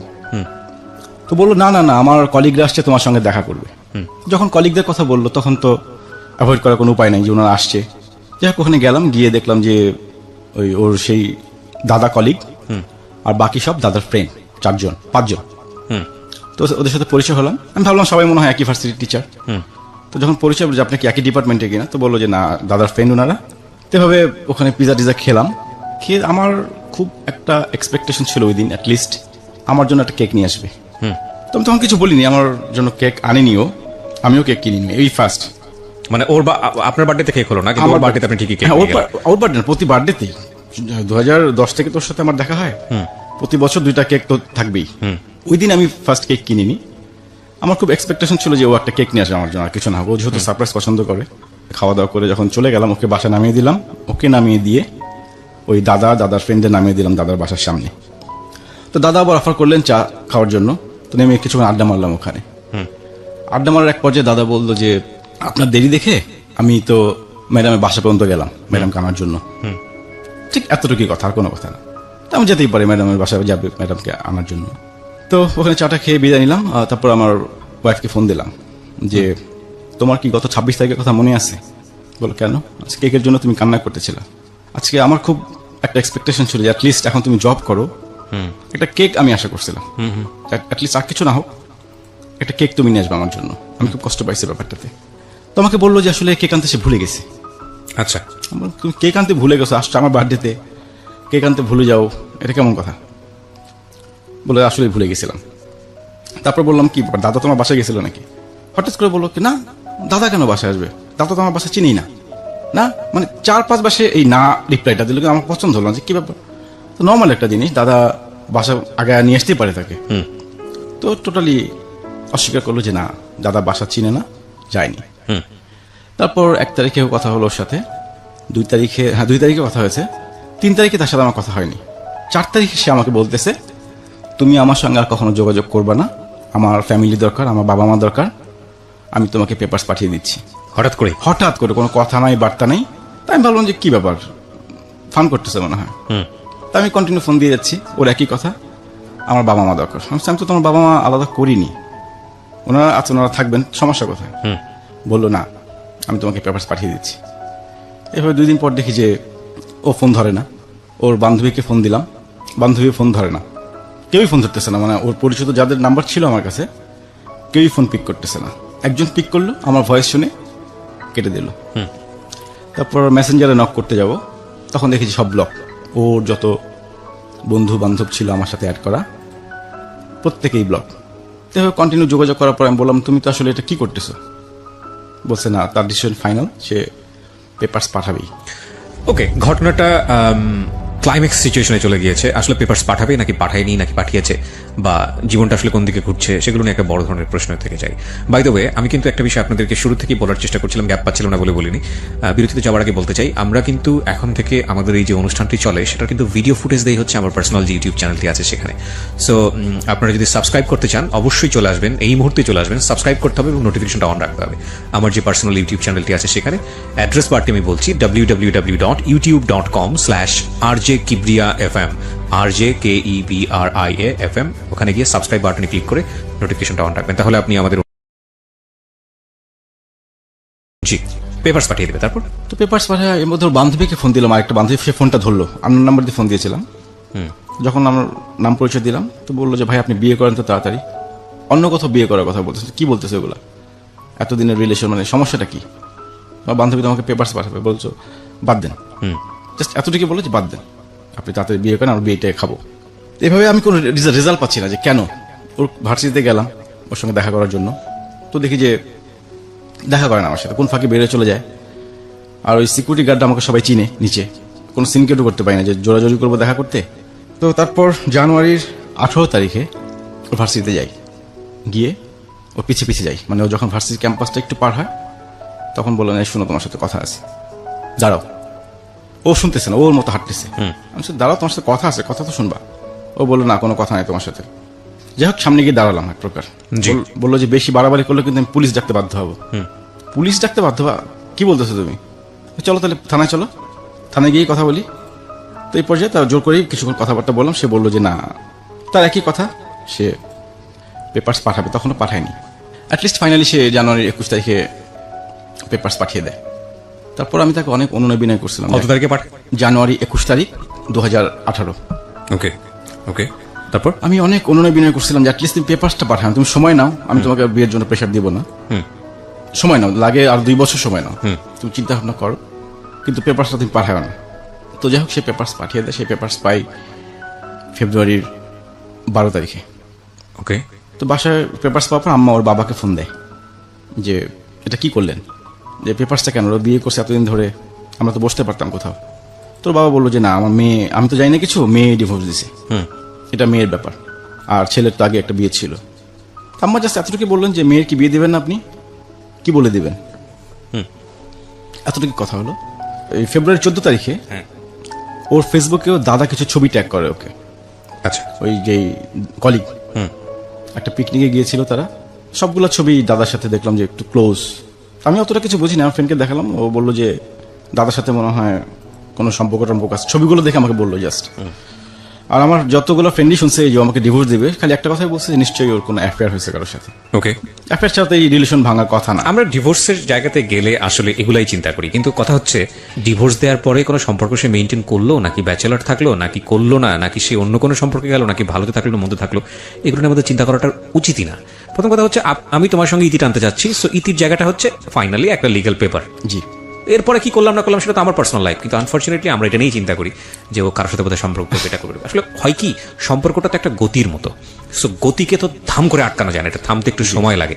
সো যে কোনো কারণেই হোক আমরা অ্যাডভান্স লাইফে গিয়ে এই ধরনের চিন্তাটা করি, বাট এই চিন্তাটা একদমই ইলজিক্যাল, কিন্তু ন্যাচারালি চলে আসে। আমার একটা অপশনই ছিল যে ডিভোর্সটা কেন, ডিভোর্স দিতেই পারতো, আমাকে ভালো লাগছে না, আমি তোকে অপশন দিলাম যে আমার বয়স কি বেশি এই জন্য, মানে আমার আবার ডায়াবেটিস ছিল। আচ্ছা, আমার ডায়াবেটিস ধরা পড়ছে, ডায়াবেটিস আছে, ডায়াবেটিস আছে, কিছুদিন আগে ধরা পড়ছে। ও জানে সেটা, ও জেনে একটু মন খারাপ করছিল যে আমার ডায়াবেটিস। তাই বললো আমার ডায়াবেটিস এই জন্য সমস্যা, একটা সমস্যার কথা বলে যাও তুমি, যাতে আমি নিজেকে সান্ত্বনা দিতে পারি যে তুমি কেন যাচ্ছ। তো কোনো কিছু আমাকে বলেনি। পেপারসে কি উল্লেখ করেছে? পেপারসে কিছু উল্লেখ নেই, পেপারস আমার কাছে আছে, পেপারসে কোনো কিছু উল্লেখ নেই, কোনো কারণ ছাড়া ডিভোর্স, কোনো কারণ ছাড়া ডিভোর্স। একটা কারণ তো থাকে পেপারসের মধ্যে, তো ওখানেও পেলাম না। তারপর ওর বান্ধবীদের সঙ্গে আমি কন্টিনিউ যোগাযোগ করার ট্রাই করলাম যে কেন, কেউ কোনো রিপ্লাই আমাকে দেয়নি। এবং ওদেরকে আমি টেক্সট করেছি যে একটা সময় তো তোমাদের প্রয়োজন, আমি ছিলাম তোমাদের পাশে, হেল্প তো করছি, সেই ইয়েতেও আমাকে একটু হেল্প করো। কিন্তু ওরা সিন করে করে আমার কোনো রিপ্লাই দেয়নি, বা কেউ কোনো ফোন পিকও করেনি। আমার তো জানতে হবে ব্যাপারটা কি আসলে, মাথার মধ্যে একটা কোশ্চেনই খালি কাজ করতেছে। ওর যে ফেসবুকের ইমেল অ্যাড্রেস দেওয়া ছিল ওটা আমার ছিল, আমি তৈরি করে দিয়েছিলাম, ওটা আর চেঞ্জ করেনি কখনো। তো তখন চিন্তা করলাম যে ওর ফেসবুকে ঢুকলে তো কিছু একটা পেতে পারি, নিশ্চয়ই কারোর সঙ্গে জিনিসগুলা শেয়ার করেছে, কেন ডিভোর্স। তো কি করলাম, ওর ইমেল আইডি দিয়ে ফরগট পাসওয়ার্ড দিলাম, দেখি চলে আসলো। তারপর ওর মেসেঞ্জার লক করলাম, লক করে ইমেল আইডি চেঞ্জ করে দিলাম যাতে ও ঢুকতে না পারে ওখানে। আচ্ছা। লক করার পর যে জিনিসগুলো পেলাম, ব্যাপারটা হচ্ছে এরকম যে কেঁচো খুঁড়তে সাপ পাওয়ার মতো অবস্থা, মানে আমি আমার অ্যান্সার পেয়ে গেলাম। তারপর কি করলাম, আমি ওর ফেসবুকে আমাদের কিছু ছবি শেয়ার করলাম, এবং সুন্দর সুন্দর ছবি, যে ছবিগুলো মানে কোনো অড লুকিং না, দুজনের ছবি। আমরা দুজন ঘুরতে গেছি এক জায়গায়, সাগর পাড়ে বসে আছি, তারপরে সিলেট গেছি, নৌকায় ঘুরতেছি, জাস্ট এরকম কিছু ছবি আমি ফেসবুকে শেয়ার করি, ওর ফেসবুকে। ওরটাতে আমারটা তো সবাই ব্লক, আমারটা দিয়ে তো মানে ওর পাসওয়ার্ড দেখে আপনি কি আইডিটা তখন নিজের দখলে নিয়ে নিয়েছেন? আমি নিজের দখলে নিয়ে নিয়েছি। আচ্ছা। আমি জাস্ট ইমেল অ্যাড্রেস চেঞ্জ করলাম, মোবাইল নাম্বার চেঞ্জ করে, তখন আইডিটা আপনার কাছে। হ্যাঁ। তারপর আমি কিছু ওয়েট করছিলাম যে ও যদি ফোন টোন দেয় যে অ্যাটলিস্ট ছবি টবি কিছু দিও না। তা আমি করলাম কি, আমাদের যত সুন্দর সুন্দর কাপল ছবি, এবং ক্লোজ ছবি না, জাস্ট সাগর পাড়ে বসে আছি, সিলেটে নৌকায় ঘুরতেছি, এরকম কিছু ব্যাকগ্রাউন্ডের ছবি দিলাম, খাচ্ছি। তো দেখি সবাই খুব সুন্দর কমেন্টস করতেছে ছবির মধ্যে, কবে বিয়ে করলি, হানিমুনে কবে গেলি, কিছুই জানি না। আর ওইদিকে রিপোর্ট করতেছে ওর ফ্রেন্ডরা, মানে ও বারবার আইডিটা রিপোর্ট করছে, কিন্তু রিপোর্ট করে কিছু করতে পারতেছে না, কারণ কমেন্টস ভালো ভালো কমেন্টস করতেছে ওখানে। পরে লাস্টে ওর বাবা ফোন দিল আমার বোনের নাম্বারে, ফোন দিয়ে বললো যে অ্যাটলিস্ট সবারই তো মান সম্মান আছে, আপনার ভাইকে বলেন ছবিগুলো যাতে না দেয়, আইডিটা বন্ধ করতে বলেন। তো আমার বোন আমাকে বলে দিল এই ছবি দিও না, বাদ দাও। তো আমি পরে আইডি লক করে দিলাম। আমার উদ্দেশ্য ছিল যে তুমি এতদিন আমার সঙ্গে এরকম, কেউ জানে না, ওর বাসায় জানে না, ওর কোনো ফ্রেন্ড সার্কেলও জানে না যে ও বিয়ে করছে, অ্যাটলিস্ট এতটুকু জানুক, একটা কোশ্চেনের সম্মুখীন হও যে তুমি বিয়ে করছো কি করো নাই। এগুলো ডিভোর্সের পরে, পেপারস পাওয়ার পরে, ডিভোর্সের পেপারস পাওয়ার পরে। আচ্ছা। পরে যে সাগর পাড়ে গেছো তুমি, নিশ্চয়ই বিয়ে করছো, আর যদি বিয়ে না করে যাও তাহলে তো ব্যাপারটা আরেকটু খারাপ। আমার ইন্টেনশন ছিল এটা, যে একটা কোশ্চেনের সম্মুখীন হও। অনেক আছে না, অনেক অড লুকিং ছবিগুলো দেয়, আমি ওগুলি কিছুই দেইনি। জাস্ট আমার উদ্দেশ্য ছিল যে ও যে বিয়ে করছে এইটার উদ্দেশ্যে তো আমার কাছে ব্যাক করে, যে একটা কোশ্চেনের সম্মুখীন হয়ে ঠিক আছে আমি ব্যাক করছি, বা ফ্যামিলি যাতে ব্যাক করে তো দেখলাম যে না, ছবি টবি সব বন্ধ করে দিলাম ওই সময়। তারপর জানতে পারলাম ওই মেসেঞ্জারে যে টেক্সটগুলা, বান্ধবীর সাথে কি কনভারসেশন, দাদার সাথে কি কনভারসেশন, দাদার ফ্রেন্ডের সাথে কি কনভারসেশন, আস্তে আস্তে সবই জানতে পারলাম। আমি এখানে শুরু করব, ওই যে অঙ্কুরের কথা বললাম, ও একটা ভার্সিটিতে অঙ্কুরের সঙ্গে যুক্ত ছিল। ওখানে এক বড় ভাইয়ের সাথে তার রিলেশন 2013 সাল থেকে। এটা আমি আগে দেখিনি কখনো, জাস্ট ওই দিন দেখলাম। লাস্ট নক ছিল ফেব্রুয়ারিতে। তো দাদা ওনার সাথে আমার কখনো পরিচয় হয়নি। ওই অঙ্কুরের সব বড় ভাইদেরকে আমি চিনি, আমার সাথে খুব ভালো রিলেশন। কিন্তু যার সাথে ওর অ্যাফেয়ার ছিল, বা অ্যাফেয়ার বা পরকীয়া বলবো আমি, যেহেতু আমার সাথে রিলেশন ছিল তখন, 2013 সাল থেকে তাদের মধ্যে মনোমালিন্য হচ্ছে, আবার ঠিক হচ্ছে, সে একবার ভুল বুঝতে পারতেছে। এই জিনিসগুলো দেখুন অনেকদিন কন্টিনিউ, আমার বিয়ের পরেও তার সাথে কন্টিনিউ ওই ছেলের সাথে। আপনি সবগুলোর স্ক্রিন প্রিন্ট বের করে ফেলেছেন, মানে একদম প্রিন্ট করে বের করেছেন। print করছি। আপনি পেপারসগুলো আমার কাছে দিয়ে যান, সবগুলো দিয়ে আপনি বলতে থাকেন। জি, আমি না দেখে বলতে পারবো না। হ্যাঁ, আপনার বহু বলার দরকার নাই, আপনি জাস্ট ঘটনাগুলো বললেই হবে। আমি জাস্ট প্রুফ দেখলে আমি হয়তো আমাদের লিসনারদেরকে কিছু একটা বলতে পারবো। খুব বেশি অরুচিকর হলে এগুলো আসলে দেখারও তেমন কোনো ইচ্ছা আমার নাই, কারণ আমরা কারো পরিচয় রিভিলও করিনি এখানে। আপনি জাস্ট আমাকে দেন এগুলো, আমি জাস্ট একটা গ্লান্স আমি বলে যাবো কি ঘটনা ঘটেছে। ওকে, বলুন প্লিজ, বসেন। ওকে, হ্যাঁ, বলতে থাকুন আপনি। তো 2013 সালে তার ওই বড় ভাইয়ের সাথে যে কনভারসেশন, ওখানে দেখছি যে সে সরি বলতেছে, সে ভুল করছে, সে অপরাধী, সে নিজেকে অপরাধী এই মনে আইডি কি করছে। এখন আপনার দখলে? না, ওই আইডি পার্মানেন্টলি ডিসেবল হয়ে গেছে? Permanently disable. মানে ওরা রিপোর্ট করে ডিসেবল করে দিয়েছে? আমি করেছি এটা। আপনি করেছেন? আমি একদম পার্মানেন্টলি করেছি। আপনি পার্মানেন্টলি ডিসেবল বলে কোনো কিছু ফেসবুকে আছে বলে আমার ধারণা নেই। আপনি এখন- চাইলে এটাকে রিভিল করতে পারেন। না, আমি আর কখনো ট্রাই করিনি এটা। ট্রাই করেন, কত সালে করেছেন? এটা মনে হয় ডিসেবল হয়ে গেছে অলরেডি। আচ্ছা, ওকে, ঠিক আছে। বলুন তারপর। তারপর 2013 সাল থেকেই দেখলাম যে তাদের মধ্যে মনোমালিন্য, যে আমি ভুল করছি, কোনো ডিসিশন এক পক্ষ বিবেচনা করলে হয় না। মানে অনেক আগে থেকেই সম্পর্কটা ছিল? অনেক আগে থেকে, হ্যাঁ, 2013 সালেই সে ভুল করছে। তারপর তার সাথে কন্টিনিউ হচ্ছে এরকম কথাবার্তা। আবার একটা অপশন আছে যে কাউকে ভালোবাসলে এভাবে ভালোবাসতে হয়। এটা আমার ওয়াইফের কনভারসেশন আর কি। আর কিভাবে ভালোবাসছে সেটা তো আমি বুঝতে পারতেছি না, যে কিভাবে ভালোবাসলো তাকে। ওকে। তারপর 2014 সালে এসে আবার আমার বিয়ের পরেও সে তার থেকে সরে আসতেছে। ওকে, আমি সেলফিশ, আসলে আমি এতদিন বুঝতে পারিনি, আমি এখন বুঝতে পারছি আমি অপরাধী। কি করলে এই পাপ মোচন হবে আমি তাও জানি না। আমার বিয়ের পরের কনভারসেশন এগুলা স্টিল নাও তার সাথে যোগাযোগ আছে। এইটা একটা। ওকে। তারপর দাদার সাথে যে কনভারসেশন গুলো দেখলাম, ওগুলো দেখে তো সে আমার সাথে যে কনভারসেশন গুলো করতো ফার্স্ট টাইমে, সেম কনভারসেশন। আরেকবার একটু মনে করিয়ে দিই, এই দাদাটা যেন কে ছিল? দাদা হচ্ছে ওর কলিগ, ওর ভার্সিটির কলিগ, সিনিয়র, এবং দেখতে যথেষ্ট সুন্দর। তো ওই দাদার সাথে কনভারসেশন গুলো দেখলাম, সেই আমার সেম কনভারসেশন, আমার সাথে যে কনভারসেশনে কথা বলতো সেম। আরেকটা মজার ব্যাপার হচ্ছে, দাদার বার্থডে ছিল 30 তারিখে, ডিসেম্বর 30 তারিখ। ওই দিন দাদার আসার উদ্দেশ্য ছিল সে তাদের ইনভাইট করেছিল, ওকে, আমার ওয়াইফ, যে তাদেরকে খাওয়াবে। এটা আমি পরে মেসেঞ্জারে জানতে পারলাম। এবং 29 তারিখে সে দাদার বাসায় ছিল, মানে দাদার বাসা থেকে সে রাত 9:30টার সময় বের হয়, কনভারসেশন সবই আছে, এবং অন্য কেউ যায়নি ওর সাথে। আমি জিজ্ঞেস করলাম কে, মানে ওই দিন গেছিল কেন, কলিগরা মিলে গেছিলাম। কোন কোন কলিগ ছিল নাম বললো, ওনারা একজনও যায়নি। তো এভাবে ওকে জিজ্ঞেস করলাম পরে যে দাদার বাসায় কেন গেছিলা, বললো যে এমনি গেছিলাম, দাদার বাসাটা সুন্দর, আবার যাবে, এরকম বেশ কিছু। তখন তার আমার বুঝতে কিছু অসুবিধা হলো না যে আসলে দাদার সাথে সে একটা রিলেশনে জড়িয়ে পড়েছে। এদিকে দাদাও অ্যাপ্লাই করেছে চায়নাতে হায়ার স্টাডিজের জন্য, দাদারটা হয়ে যায়, এবং ওদের প্ল্যান ছিল ওরা একসাথে অ্যাপ্লাই করেছে। আচ্ছা, ওরা একসাথে অ্যাপ্লাই করে চায়নাতে। এগুলো তো আপনি ইনভেন্ট করলেন কবে? ডিভোর্সের আগে? ডিভোর্সের পরে, আমি সব ডিভোর্স পরে জানতেছি। আমি তো ডিভোর্স আগে কিছু ডিভোর্সের পরে জেনেছেন আপনি ফেসবুক ঘেটে? ফেসবুক ঘেটে, জি, মেসেঞ্জার ঘেটে। যে আমার তো জেনে লাভটা কি বলেন তো?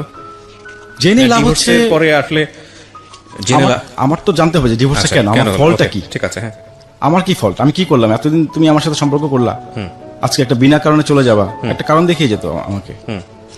ওর বান্ধবীর সাথে কনভারসেশন গুলো দেখলাম, ওখানেও কোনো কজ নাই কেন আমাকে ছাড়ছে। ওকে।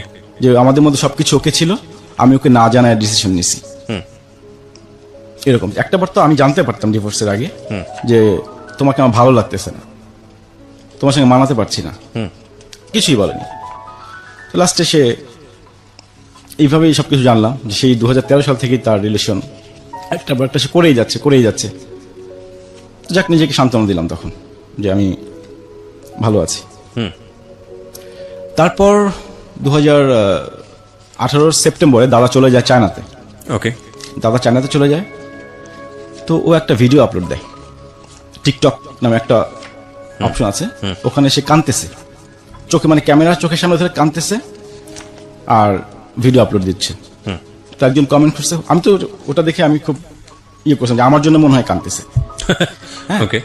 তো আমার খুব মন খারাপ হলো ওটা দেখে, যে ও নিশ্চয় এখন আমার জন্য, মানে ডিভোর্সের পরের ঘটনা? ডিভোর্সের পরে ঘটনা, ডিভোর্স তো অনেক পরে, ডিভোর্স তো এটা সেপ্টেম্বরে আপলোড দিয়েছে। মানে কেউ নতুন কোনো আইডি যেটা খুলেছে সেখানে? নতুন আইডি না, ও টিকটক নামে একটা অপশন আছে, ফেসবুকে ভিডিও আপলোড দেয়, ওখানে 15 সেকেন্ডের একটা করে ভিডিও থাকে। মানে টিকটকে ওর আইডি থেকে? ওর আইডি থেকে। ওই আইডি আপনার জানা ছিল? আমি খুঁজে পেয়েছি আর কি। ওকে, ফাইন।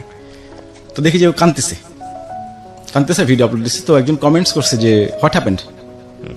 ও রিপ্লাই দিছে যে one of my loving person just left Bangladesh for his higher studies. এটা দেখে আবার মনটা খারাপ হয়ে গেল। তখন দাদার ইয়েতে ঢুকলাম, যে প্রোফাইলে দেখি যে দাদা একদিন আগে চলে গেছে। দাদা একদিন আগে চলে গেছে, তা আমার জন্য কোনো ফিলিংস নাই। এখনো সে দাদার জন্য কান্না করে। এই হচ্ছে আমার গল্প, এখানেই শেষ। মানে গল্পটা এখানে শেষ, আপনি এটা বলতে চাচ্ছেন? জি। কেন বললেন এই গল্পটা? আপনি আগে বলেন। কেন বললাম? রাইট। এই যে একটা মানুষ এসে আমার সাথে যে এতদিন রিলেশন করলো, হ্যাঁ, তারপরে হুট করে চলে গেল।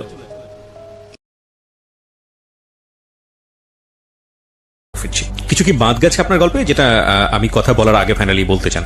হ্যাঁ, আমার একটা জিনিস বাদ পড়ে গেছে যেটা খুব গুরুত্বপূর্ণ। 2014 শেষের দিকে, যখন বিয়ে করার প্রায় 4-5 মাস পরে ও রংপুর যায়। তো ওর বাসা থেকে একটা বিয়ের প্রপোজাল আসে, ফ্যামিলি। ছেলে হচ্ছে বিসিএস ক্যাডার, পররাষ্ট্র মন্ত্রণালয়। তো মোটামুটি ও বললো, আমাকে যতটুকু বললো যে সবকিছু রেডি, জাস্ট পরের দিন পছন্দ হলে ছেলে বিয়ে কাবিন করে চলে যাবে। আমি তখন ঢাকার বাইরে, আমি তখন কুয়াকাটা। তো আমাকে বললাম যে অ্যাটলিস্ট এক কাজ করো, তুমি তাহলে ঢাকায় চলে আসো, আমি রওনা দিচ্ছি। কারণ আমার পক্ষে তখন থেকে রংপুর চলে গেলে অলরেডি বিয়ে হয়ে যাবে। আমি বললাম তুমি ঢাকায় চলে আসো, আমি ফ্রেন্ড পাঠাচ্ছি, ও তোমাকে রিসিভ করবে। ও বললো যে না, আসলে বাবা এই ব্যাপারটা শুনলে তো উনি হার্ট অ্যাটাক করতে পারে, বাবা মা খুব কষ্ট পাবে। তখন আমি কি করবো? তখন তুমি তো আমার ওয়াইফ। তো বলতেছে এখন কিছু করার নাই, আমি বাবার এগেইনস্টে যেতে পারবো না। তখন আমি বললাম, এক কাজ করো, যদি এরকম কিছু হয় অ্যাটলিস্ট আমাকে একটা ডিভোর্সের পেপারস পাঠিয়ে দিও কোথাও থেকে, যাতে বিয়েটা বৈধ হয়। তো বলে যে ঠিক আছে তাই। কিন্তু পরবর্তীতে শুনলাম যে বিয়েটা হয়নি। সেটা জানি না, ও চেষ্টাও করেনি বিয়ে ভাঙার জন্য। ওর জাস্ট ইয়ে ছিল, মানে আমার মুখ থেকে বের করবে যে কি করবে। তো আমি আমার অপশন দিয়ে দিয়েছিলাম যে অ্যাটলিস্ট যদি বিয়ে হয়ে যায়, তাহলে তুমি একটা পেপারস পাঠিয়ে দিও আমাকে ব্যাকডেট দিয়ে। আপনার এই ডিভোর্সের ঘটনাটা, মানে পেপারসের ঘটনাটা কত সালে? এই 2018 সালে, তাই? 2018 জানুয়ারি 21 তারিখ। মানে এরপরে আপনার প্রায় 10-11 মাস কেটে গেল। 10-11 মাস। এই 10-11 মাসের কন্ডিশনটা কি, অবস্থাটা কি? 10-11 মাসে আমার আর চিন্তা ভাবনা নাই এরকম। মানে ও যোগাযোগ হয়েছে ওর সঙ্গে? ওর সঙ্গে যোগাযোগ করতাম, চেষ্টা করেছিলাম যোগাযোগ। আমি এমনও বলেছি ওকে যে পেপারসটা ছিঁড়ে ফেলবো 3 মাসের মধ্যে, 3 মাসের মধ্যে পেপারসটা ছিঁড়ে ফেলবো। ও তাও রাজি হয়নি। পেপারস তো আপনি ছিঁড়ে ফেলতে হবে না, পেপারস তার ছিঁড়ে ফেলতে হবে। সেটাই বলছি, পেপারস ছিঁড়ে ফেলে আমরা ছিঁড়ে ফেলা বলতে সে উইথড্র করতে হবে, নাহলে তো হ্যাঁ উইথড্র করতে, সেটাই বলেছিলাম যে দরকার পেপারস ছিঁড়ে আমরা আবার নতুন করে শুরু করবো, ফ্যামিলিগত হবে। ওর এক কথাই ছিল যে না, ও রাজি হবে না। তারপর আমি ওর ভার্সিটিতে টিচারের সঙ্গে একটু আলাপ করি একদিন ওর টিচার, যে টিচারের কথা আমাকে বলতো সবসময়, ম্যাডাম, ওনাকে একদিন ফোন দিই। তাই আমি বললাম আমি ওর হাজবেন্ড বলছি। ওর হাজবেন্ড বলছেন, হাজবেন্ড বলতে কি বলছেন আপনি? আমি বলছি জি। ও তো আনম্যারিড, ওর সিভিতে তো তাই দেখলাম, ও তো বিয়ে করেন, আপনি বিয়ে করছেন কবে? তো আমি বললাম ম্যাডাম আমরা 2014-তে বিয়ে করি। 14-তে বিয়ে করি বলে, ও তো বলেনি কাউকে এই জিনিসগুলো। ও বলছে যে বয়ফ্রেন্ডের সাথে ব্রেকআপ হয়েছে, এরকম কিছু বলে। আমরা ছবি দেখে আলাপ করেছিলাম, যেটা বিয়ে পরবর্তী ছবি, কিন্তু ও স্বীকার করেনি এবং আপনার নামে অনেক আজে বাজে কথা বলছে, আপনি নেশা করেন, মানে যত প্রকার খারাপ কথা বলা দরকার। তো আমি একদিন ম্যাডামকে রিকোয়েস্ট করলাম, ম্যাডাম আমি একটু আপনার সঙ্গে দেখা করবো অফিসের বাইরে, এখন 5টা মিনিট সময় দেবেন আমাকে? তো বললো যে উনি দেখা করতে চাইনি। তো এক প্রকার জোর করে, মানে অনেক রিকোয়েস্ট করার পর ম্যাডাম ওই ভার্সিটির পাশেই একটা কফি শপে, তো ওনাকে বললাম যে আমাদের এই ব্যাপার, দাদার সঙ্গে রিলেশনটা যদি ব্রেক করতে পারেন তাহলে তো আমি আবার শুরু করতে পারি সংসারটা। উনি বললো আপনি কি সংসার করবেন? আমি বলছি হ্যাঁ সংসার করবো। তো উনি বললো তাহলে কাজ করি, আমি আমার হেডের সাথে কথা বলি, কালকে আপনি অফিসে আসেন ফিজিক্যালি, তো পরের দিন অফিসে যাওয়ার কথা ছিল, যে উনি হেড যদি কিছু করতে পারে এই ব্যাপারে, দুজনের মিউচুয়াল করা দিতে পারে। তো পরের দিন ওর বাবা ফোন দিল বাসায় যে আমি যাতে অফিসে না যাই, যে অফিসে গেলে হয়তো চাকরি সমস্যা হতে পারে। তো আমি আর পরে গেলাম না, যেটা আমরা ফ্যামিলিগত হয়ে মিউচুয়াল করবো। যখন ফ্যামিলিগত হয়ে মিউচুয়াল হবে তখন তো আর কিছু করার থাকে না। এরপর আর বসা হয়নি ফ্যামিলিগতভাবে। আমি ওকে এমনও বলেছিলাম যে তোমার কাবিনের টাকা চাই কিনা, তো বলছে না কাবিনের টাকা চাই না। আমি বললাম তাহলে এত টাকা পয়সা খরচ করলাম তোমার পিছনে, বলো যে তুমি লিস্ট করো বা আমাকে হিসাব দাম তোমার সব টাকা দিয়ে দেবো। আমি বলছি, সব টাকা পয়সা দিবা, সময়টা কিভাবে দেবা তুমি? এই তোমার পিছনে যে সময়টা ব্যয় করলাম এত বছর যাবত, এই সময়টা ব্যয় করতে পারবা? তো তখন সে কোনো অ্যান্সার করেনি। তার এর কিছুদিন পরে এপ্রিলের 1 তারিখে ও আমার নামে একটা অভিযোগ করে বাংলাদেশ মহিলা পরিষদে। ওকে, আমার নামে একটা অভিযোগ দেয়, ওখান থেকে একটা নোটিশ করে আমাকে। তো ওটা নিয়ে আমি আবার রিপোর্ট করি ওদেরকে যে আমি যাই, আসলে ব্যাপারটা কি। তো ওনারা বললো যে আপনি কবে সময় দিতে পারবেন, আমরা বসবো দুজনকে নিয়ে। তো আমি আমার সময় দিলাম যে আমি এত তারিখে বসতে পারবো। তো ওখান থেকে আমার ওয়াইফকে ফোন দিল, কিন্তু সে আসবে না বলে দিল। ওখান থেকে বারবার বলা হয়েছিল যে আসার জন্য, কিন্তু সে ওখানে আসেনি। আমি চেয়েছিলাম যে অ্যাটলিস্ট যদি বসতে পারতাম তার সাথে আমি একটা মিউচুয়ালে যেতে পারতাম, কিন্তু সে আমার সঙ্গে দেখাই করেনি। Still now. আপনার বাবা কেন জানলো না এই পুরো ঘটনাটা বিয়ের বা আজকে আমার আপনার যত বাবা বছরের ঘটনা? একটু বয়স্ক, উনি প্রায় ওনার এইজ 90-র কাছাকাছি। তিনি হয়তো অতটা এই ব্যাপারে ইয়ে করে না বা জানানো হয়নি কিছু। এবং বাবার পক্ষ থেকে আমার বোন ফোন দিয়েছিল ওর বাসায়, যে আমি আমার বাবার পক্ষ থেকে ফোন দিয়েছি এই ব্যাপারে। তো এই ব্যাপারে ওনারা খুব একটা ভালো বিহেভ করেননি ওই সময়। আমিও বাসায় বলেছিলাম অ্যাটলিস্ট বিয়ের ঘটনা যাতে বাসায় না বলো, যে ওনারা দেখতে আসুক, বাসায় আসুক, এসে দেখুক, কিন্তু বিয়ে করেছি এই জিনিসটা যাতে না বলা হয়। আমার বাসা থেকে কখনো বলেনি জিনিসটা। ঠিক আছে, আপনি এবার আমাকে একটু বলেন যে আপনি কেন রেডিওতে এই গল্পটা বা আপনার জীবনের যে ঘটনাগুলো ঘটে গেছে আমার এগুলো বলছেন? আসার একটা কারণ হচ্ছে আজকে এই যে ইমেচুর বয়স, মানে মেয়েরা যে ভুলগুলা করে, এটা অনেকের জন্য শিক্ষণীয় জিনিসটা। এই ব্যাপারগুলো যাতে কেউ না করে বা ফ্যামিলির অমতে কেউ যাতে বিয়ে না না, করে। আপনি তো ম্যাচিউর বয়সে ভুল করেছেন। আমি ভুল করেছি ম্যাচুর বয়সে, সেটা আমার একটা ভুল, কিন্তু ইমেচুর যা তারাও যাতে ভুলটা না করে। ইম্যাচিউর জায়গা থেকে ভুল হয়তো বা অ্যাকসেপ্টেবল ইন দ্য সেন্স যে ইম্যাচিউর তারা করতেই পারে, কিন্তু ম্যাচিউর জায়গা থেকে আপনি এটাকে কিভাবে আমি তো define করবেন? করেছি যে আমি তার প্রতি অনেস্ট, আমি তাকে বিয়ে করবই, এবং কন্ডিশন ছিল এটা কেউ জানবে না, কোনো ফ্যামিলি। তার মানে কি আমরা লেসনটা কোথায় দিব যে ভার্চুয়াল কোনো সম্পর্কের মধ্যে মানুষ জড়াবে না? ভার্চুয়াল সম্পর্ক আসলে ওগুলি আমি যতগুলো আপনাদের প্রোগ্রাম শুনেছি রেডিওতে, সবগুলো তো নেগেটিভই পেয়েছেন? নেগেটিভ, পজিটিভ পাইনি কোথাও। না, ইট ইজ ট্রু 99% ক্ষেত্রে নেগেটিভ রাই আসে এখানে। 10 বছর পরে এসেও কিন্তু আমারটা নেগেটিভ হলো। হ্যাঁ, না দেখুন, পজিটিভ অনেক সম্পর্ক আছে যেটা হয়তো বা আমরা ভাবে এক্সপোজ করি না, কিন্তু আলটিমেটলি সম্পর্ক তৈরির রাস্তাটা হচ্ছে অনলাইন। সেটাকে আমি কেন নেগেটিভ দিতে যাব? দেখেন, অনলাইনে আপনার একটা সম্পর্ক হয়েছে, সেই সম্পর্কের জায়গা জুড়ে আপনি ওনার বাড়ি গিয়েছেন, আপনারা বিবাহ করেছেন, আপনি তার সঙ্গে সংসার করেছেন। এক রকমের সংসার করার পরে গিয়ে আপনি যেটা দেখলেন যে সে আপনার মনের মতো না, সে আপনার কাছ থেকে অনেক কিছু লুকোচ্ছে বা সে কোনো একটা জায়গায় বিপদগ্রস্ত। তো এই যে ব্যাপারটা, এখানে আপনি অনলাইনের দোষ কোথায় দিবেন? অনলাইনে দোষ এখন কিভাবে দেবো ব্যাপারটা, যে অনলাইনে অনেক কিছু বোঝা যায় না, আমরা আসলে অনেক কিছু দেখি না দূর থেকে। কেন, আপনি তো তার কাছাকাছি ছিলেন। কাছাকাছি ছিল, আমি বুঝতে পারিনি। হয়তো আমি তার ভার্সিটিতে যেতাম সপ্তাহে একদিন, বাকি দিন তার আমি তার ইয়ে সম্বন্ধে জানতাম না। কথা হতো, কোথায় যাচ্ছে না যাচ্ছে বলতো। আমার কেন জানি মনে হয়, উইথ ডিউ রেসপেক্ট, আপনি আমার বয়সে কিছু বয়সের হলেও বড় হবেন, আমার মনে হয় আপনার ভুল বোঝার জায়গাটা এখন পর্যন্ত ক্লিয়ার না, লজিক্যাল না। কেন দেখেন, আমি যে 100% কারেক্ট তা না, বাট আমার কাছে মনে হয়েছে এরকম। এই মেয়েটাকে আপনি কাছে পেয়েছেন, এই মেয়েটার সাথে আপনি সংসার করেছেন, আপনার একটা সার্টেন পিরিয়ড পর্যন্ত তার সাথে একসাথে চলেছেন। কোন সোর্সের মাধ্যমে গেছেন সেটা তখন মুখ্য হয়ে ওঠেনি, যখন আপনি এতদূর পর্যন্ত এগিয়েছেন। তার বাড়িতে গেছেন, তার সঙ্গে সংসার করেছেন, তাকে সারপ্রাইজ দিয়েছেন, একই সাথে লাইফ লিড করেছেন, স্বামী স্ত্রীর মতো জীবনযাপন করেছেন, সবকিছু ঠিক আছে। তারপরে গিয়ে আপনি যে ভুলগুলো তার মধ্যে খুঁজে পেয়েছেন, সেখানে আপনি অনলাইনের দোষ কিভাবে দেবেন? অনলাইনের দোষ না, সেগুলো তার হ্যাবিটের দোষ বা নেচারের দোষ, যদি আপনার কথা সত্যি হয়ে থাকে। এক আর 2 নম্বর যেটা, সেটা হচ্ছে যে ভুল করার জায়গাটা যদি আমি বলি, তাহলে তো আপনার সেন্সের জায়গায় আমি বলবো যে আমি অবশ্যই আপনাকে ছোট করছি না, বাট আমার কাছে মনে হচ্ছে এরকম যে আপনি ব্লাইন্ডলি ইমোশনাল। আমার কাছে মনে হয় কি, ইমোশন জিনিসটা হচ্ছে একটা তরল পদার্থের মতো, আর লজিকটা হচ্ছে একটা স্ট্রাকচার। লাইক তরল পদার্থকে যদি আপনি ধরতে চান, একটা স্ট্রাকচারের মধ্যে নিতে হবে, সেটা গ্লাসের মধ্যেই হোক বা একটা পাত্রের মধ্যেই হোক। তো ইমোশনটা একটা মারাত্মক শক্তিশালী জিনিস, কিন্তু ইমোশনটাই সবকিছু না। ইমোশনটাকে যদি আপনি কাজে লাগাতে চান, তাহলে অবশ্যই আপনাকে এরকম একটা পাত্রের মধ্যে ধারণ করতে হবে। পাত্রটা হচ্ছে লজিক, আমি যদি খুব সহজ ভাষায় বলি। ঠিক আছে, আপনার কথা। আপনার ক্ষেত্রে ইমোশন, ফুল অফ ইমোশনাল আপনি, কিন্তু কোনো পাত্র ছিল না, মানে লজিক ছিল না। যেমন ধরেন, আপনি যে বিয়েটা করলেন, এই বিয়েটা প্রথম পর্যায়ে বিয়েটা করা, আপনি মেয়েটাকে এতটাই ভালোবাসেন, আপনার কি নিজে থেকে বোঝা উচিত ছিল না যে আমি যে বিয়েটা করতে যাচ্ছি আমি রেডি কিনা, নাম্বার ওয়ান, আচ্ছা মেন্টালি রেডি কিনা? আপনি সেটা করেননি, আপনি বিয়েটা করলেন। বিয়েটা করার পরে আপনি এই মেয়েটা চাইলেও আপনার ওয়াইফের সঙ্গে কথা বলতে, আপনি তাকে দিয়ে দিলেন। আপনার কি সেকেন্ড টাইম এটা একটা বড় ধরনের ভুল হলো না?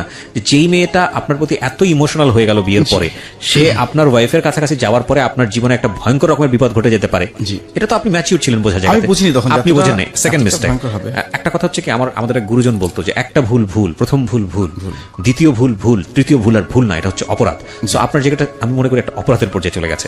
দেখেন, এরপরে থার্ড স্টেপে এসে আপনার ওয়াইফের কথা যদি আমি বলি, প্রথম স্ত্রী, তিনি আপনাকে সতর্ক করলেন কি, যে ঠিক আছে তুমি আর ওনার সঙ্গে কথাই বলো না, এই মেয়েটার আমি উইক পয়েন্ট বুঝতে পেরেছি। জি। আপনি তখনও শেষ করে দিতে পারতেন। আপনি সেটা না শেষ করে আপনি তার সঙ্গে লুকিয়ে হোক, যেভাবে হোক কথা বলেছেন।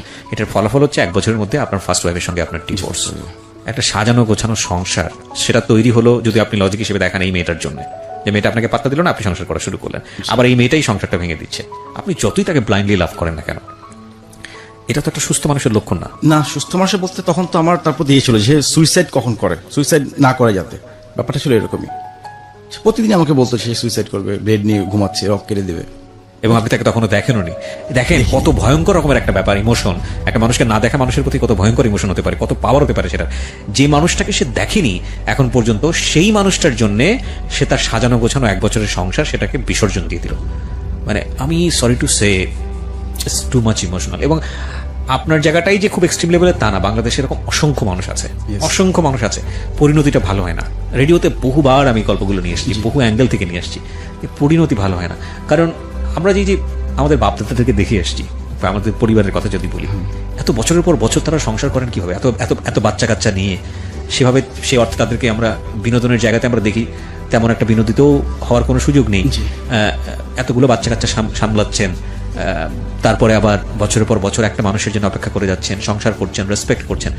তারা তো আমাদের মতো অতটা লিটারেটও না। আমি যদি ওই জেনারেশনের কাছে যাই, তাহলে তারা এত সুন্দর করে সংসার করেছেন কিভাবে? কখনো কি এটা জিনিসটা চিন্তা করেছেন? অবাক লাগে জিনিসগুলো। অবাক লাগার আমার কাছে মনে হয় যে এটা যদি আমরা ফাইন্ড আউট করি, তাহলে একটা জিনিস আমরা বুঝতে পারবো, সেটা হচ্ছে যে তাদের মধ্যে এই জিনিসটা ছিল যে সংসার। ওকে, আমি অনেকবার একটা জিনিস দেখেছি এই অনুষ্ঠানগুলো করতে গিয়ে, অভিজ্ঞতা হয়েছে, বা আমি অনেক শুনেছি অনেকের কাছে। খুব সুন্দর একটা কথা আছে যে বিয়ের পরে না ওই লাভটার থাকে না। ধরেন একজন মানুষ দুজনকে প্রায় 8-10 বছরের সম্পর্ক, বিয়ের পরিণতির দিকে গেল, এবং তারপর দেখা গেল সম্পর্কটা আর ওই ভালোবাসার জায়গাটাতে নাই। দুই একটা আছে এক্সেপশনাল এক্সাম্পল। আমাদের মধ্যে এরকম কোনো প্রবলেম কখনোই ছিল না, কারণ আপনারা একসঙ্গে থাকেননি। থাকিনি, কারণ আপনারা এক ঘরের মধ্যে থাকেননি লং টাইম। সেটা হতো, এক ঘরের মধ্যে উঠলে হয় কি, সম্পর্কটা ধীরে ধীরে ক্ষয়ে যেত, ওই ইমোশনটা ক্ষয়ে যেত। তার মানে কি আমরা ইমোশন ক্ষয়ে গেলে সরে যাই না। মজার বিষয় হচ্ছে এই ইমোশনটা, এই লাভটা তখন এক ধরনের রেসপন্সিবিলিটির রূপ নেয়। মনে জানতে, হ্যাঁ ভালো হয়তো বাসেন না, মনে হচ্ছে তার জন্য আমার অন্তর পড়ে না, কিন্তু দেখবেন যে খাবার টেবিলে বসে ওই মানুষটা যদি না থাকে, বা সে যদি রান্নাটা না করে দেয়, বা সে যদি আপনার কাপড়টা সুন্দর করে পরিষ্কার না করে দেয়, স্ত্রীটা যদি না করে দেয়, বা আপনি যদি তার জন্য নিয়ম মতো জিনিসগুলো না করেন, তখন দেখবেন যে এক ধরনের খারাপ লাগছে মনের মধ্যে, যে কি যেন নাই, কি যেন নাই, কি যেন নাই। এই যে ব্যাপারটা, এটাও কিন্তু লাভ এই দিকে টার্ন করে। তো আমি কথাগুলো এই কারণে বলছি যে আপনি তো পরিণত ছিলেন, এবং আপনার বাবা মায়ের নিশ্চয়ই একটা সুন্দর সম্পর্ক দেখে আপনি বড় হয়েছেন। অবশ্যই। তাহলে আপনার জায়গাটা থেকে এত বড় ভুল, আমরা আসলে ওনাকে প্রশ্নবিদ্ধ করতে চাই না প্রিয় শ্রোতা। আমরা আসলে যে কথাটা বলতে চাচ্ছি, দেখুন আমি একটু বলি, শিওর শিওর বলতে ভুল হচ্ছে, আমাদের ব্যক্তিগত কিছু প্রবলেম ছিল একেবারে, যে শুধু একটাই কারণে ডিভোর্স হয়েছে তাও কিন্তু মানে আপনার ওয়াইফের সঙ্গে আপনার ব্যক্তিগত প্রবলেম। কিন্তু আমার কেন জানি মনে হয় যে সম্পর্কের এই যদি অল্টারনেটিভ অপশনটা না থাকতো, তাহলে আমি নিজে মনে হয় না যে ডিভোর্সটা হতো। আমি নিজেও স্বীকার করি ডিভোর্সটা হতো না। এক্স্যাক্টলি, এটা আমি স্বীকার করি। এটা আমি খুব মনে করে বিশ্বাস করি যে একটা সেপারেশন, মানে ধরেন একটা সম্পর্কের মধ্যে সেপারেশন হওয়ার একটা ব্যাপার চলে এসছে, সেটা যদি এরকম হয় যে ওখানে তৃতীয় পক্ষের কেউ নাই যার উপর ডিপেন্ড করার মতো, বা সেপারেট করে অন্য একটা ছেলের সাথে ইনভলভ হওয়া, বা অন্য একটা মেয়ের সঙ্গে ইনভলভ হওয়া, যতক্ষণ পর্যন্ত এই অপশনটা ক্রিয়েট না হয়, ততক্ষণ পর্যন্ত এই সম্পর্কটা বারবার জোড়া লাগার সুযোগ থাকে। অবশ্যই আমি এটা স্বীকার করছি যে আসলে ওই সমস্যার সাথে যদি আমার যোগাযোগ না হতো, তাহলে সম্পর্কটা হয়তো কন্টিনিউ। আপনি এত সহজে সিদ্ধান্ত নিতেও পারতেন না বিয়ের পরে, যে ঠিক আছে ডিভোর্স হয়ে যাচ্ছে 1 বছরের মাথায়, যেখানে আপনি বারবার এই মেয়েটাকে জোড়া লাগানোর জন্য যোগাযোগ করেছেন, ও করেছে, বিকজ অল্টারনেটিভ অপশন নাই। আপনার কথা যদি সত্য হয়ে থাকে যে এই ভদ্রলোক দাদাকে যাকে বলছেন, সে তার জীবনে এসছে, এইটা যদি অপশনটা যদি না থাকতো, তাহলে হয়তো ওর জন্য এতটা শক্তিশালী অবস্থানে যাওয়ার সুযোগ হতো না। তো এটা আসলে আমরা গেস করি, মানে তৃতীয় পক্ষ কেউ একজন থাকলে এটা সহজ হয়। কিন্তু আমার জায়গা থেকে কেন জানি মনে হয় আপনার জীবনের সবচেয়ে বড় ভুলটা হলো বিয়ের পরে এই ধরনের একটা যোগাযোগ কন্টিনিউ করা, এবং ভয়ঙ্কর রকমের বাজে একটা সিদ্ধান্ত। আমি শুধু যোগাযোগ করেছিলাম ওর কথা চিন্তা করে, পিচ্ছি একটা মেয়ে যে কোনো ডিসিশন নিতে পারে, ইনকেস ও যদি কিছু করে আমার কি হবে, আমার কি হবে বলতে কি আপনি বিপদে পড়ে যাবেন এরকম কিছু, বা সুইসাইডাল কেস?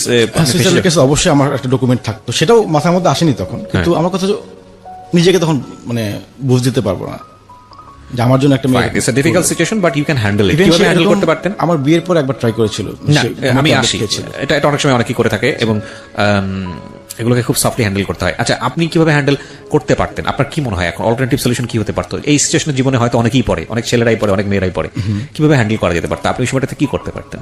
আমার উচিত ছিল ওর সঙ্গে যোগাযোগ টোটালি কন্টিনিউ না করা। না, কিন্তু আপনি তো এটা করলে, আপনি যদি মনে করছেন যে সে সুইসাইড করে ফেলতে পারে, তাহলে আপনি বের হবেন কিভাবে এখান থেকে? এখন বের হওয়ার তো কোনো অপশন আমি পাইনি। Exactly, there is option, lot of option. আপনি যেটা করতে পারতেন, আপনি ওনার বাবা মাকে জানাতে পারতেন।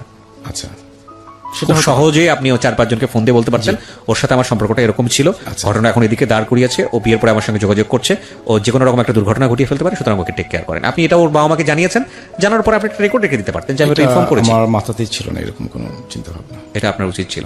এবং একটা লাভ ইজ ট্রুলি ব্লাইন্ড, লাভটা অনেকখানি ব্লক করে দেয় আমাদের। সেটাই আমি শুধু শেষে একটা কথাই বলবো, প্রিয় শ্রোতা, আমাদের কারোর দিকে আঙ্গুল তোলার কোনো ইচ্ছা নেই। যে ভদ্র মহিলাকে নিয়ে আজকে এখানে কথা হলো, তার প্রতিও আমরা সম্মান জ্ঞাপন করছি। একজন মানুষের কথা শুনে আরেকজন মানুষের দিকে আঙ্গুল তোলা যায় না, বরং ওনাকে শুনুন আপনার জীবনের একটা শিক্ষা হিসেবে। আমরা সবাই ভালোবাসবো, মানুষ পৃথিবীতে এসেছে ভালোবাসার জন্যই, ভালোর তো অবশ্যই আমরা বাসবো। এবং যে মানুষটাকে নিয়ে সংসার করছি তাকে যদি ভালো নাই বাসতে পারি, তাহলে তো এটা তো আসলে শুধু দায়িত্বের জায়গা না, ওই ভালোবাসাটুকুও তো থাকতে হবে। কিন্তু আমরা যখন ভালোবাসি তখন আমরা এতটাই অন্ধ যাতে না হয়ে যাই যে এই মানুষটা যদি আমার জীবনে না থাকে তাহলে আমি যেন শূন্যের ওপর না থাকি। আপনার এখন বিজনেসের কি অবস্থা? বিজনেস মোটামুটি চলছে এখন।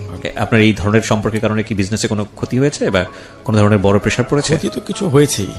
আমি মাঝখানে একটু বলিনি জিনিসটা, আমি মাঝখানে একটু অ্যাডিক্টেড হয়ে গিয়েছিলাম। কি নিতেন? 3 মাস এই ড্রিঙ্ক করতাম। আচ্ছা, আর ভবিষ্যৎ জীবন নিয়ে কি চিন্তা করছেন? আমার আপাতত কোনো চিন্তা ভাবনা নাই যে আমার বিয়ে করার চিন্তা। ফলো করেন আপনি এখনো ভার্চুয়ালি ফলো করেন বা কোথায় কি যাচ্ছেন এগুলো খোঁজ না, খবর রাখেন? এগুলো এখন টোটালি করি না, এখন একদম টোটালি বাদ। আপনি রাইট নাও কত এজ? 38 আপনার বয়স? বর্তমান 38। 38 বছর বয়স তেমন কিছু না, বিয়ে নতুন না, করে আমার জীবন আর শুরু করার ইচ্ছা জন্য। নাই, আমার টোটালি এটার প্রতি আমার টিয়ে চলে আসছে, ওকে, একটা ঘেন্না চলে আসছে সম্পর্কে। ঘেন্না বলতে আপনি যেটা বলতে চাচ্ছেন যে আপনি কোনো মেয়েকে বিলিভ করতে পারেন না, সহজ আর বাংলায়। কিভাবে বিলিভ করবো? মানে এখন কাউকে বিলিভ হবে না আমার, এখন যত ভালোই হোক ওই একই রকম মনে হয়। কখনো কাউন্সিলিং নিয়েছেন? কোনো সাইকিয়াট্রিস্টের কাছে গিয়েছেন? না না, মেন্টালি কখনো। You should try. আমি নিজে এগুলি ভালো বুঝি। এটা একটা আরেকটা বড় আমরা প্রত্যেকটা মানুষই এই জিনিসটা জানি, এটা জানি, কিন্তু আমাদের মনে করি যেটার প্রয়োজন নাই। আমি জানি তো ভুল করেছি না, কিন্তু সাইকিয়াট্রিস্টের কাছে গেলে এই ধারণাটা ভুল ভাঙে। ওনারা অনেক সময় অনেক ভালো সময় দেন। আপনি খুব ভালো একজন সাইকিয়াট্রিস্টের কাছে যান, you need some counselling and believe me, হয়তো আপনার কোনো উপকার হবে। ঠিক আছে, এটাই আমি আপনাকে সাজেস্ট করবো, কারণ আপনার সেই সামর্থ্য আছে বলেই আমি আপনাকে সাজেস্ট করছি। So thank you very much, আপনি আজকে এখানে আসলেন। আমি একটা জিনিস আবারও বলছি যে আমরা যেন আমাদের জীবনটাকে ভালোবাসি। যেই হৃৎপিণ্ড আমাদেরকে প্রতি মুহূর্তেই ফ্রেশ ব্লাড দিয়ে যাচ্ছে শরীরে, যেই মস্তিষ্ক বিরামহীনভাবে আমাদের জন্য কাজ করে যাচ্ছে পুরো জীবন দশায়, সেই হৃৎপিণ্ড এবং মস্তিষ্কের কাছে আমরা কিছুটা হলেও যেন ঋণী থাকি। আমরা সবসময় যেন আমাদের সৃষ্টিকর্তাকে স্মরণ করি এই কারণে যে তিনি শুধু আমাদেরকে একটা কাজ দিয়ে দুনিয়াতে পাঠাননি, বা এই একটা জীবন শুধুমাত্র একটা মানুষের জন্য বা একটা ভুল সিদ্ধান্ত নিয়ে পুরো জীবনটাকে স্পয়েল করার জন্য পাঠাননি। আমরা যেহেতু হিউম্যান বিং হয়ে এসেছি, পোকামাকড় হয়েও তো পাঠাতে পারতেন, পিঁপড়া প্রাণী হয়েও তো পৃথিবীতে আসতে পারতাম, অন্য কিছু হয়েও তো আসতে পারতাম, জড় পদার্থ হয়েও তো আসতে পারতাম। তো মানুষ হিসেবে যেহেতু পাঠিয়েছেন, so by born we are winner.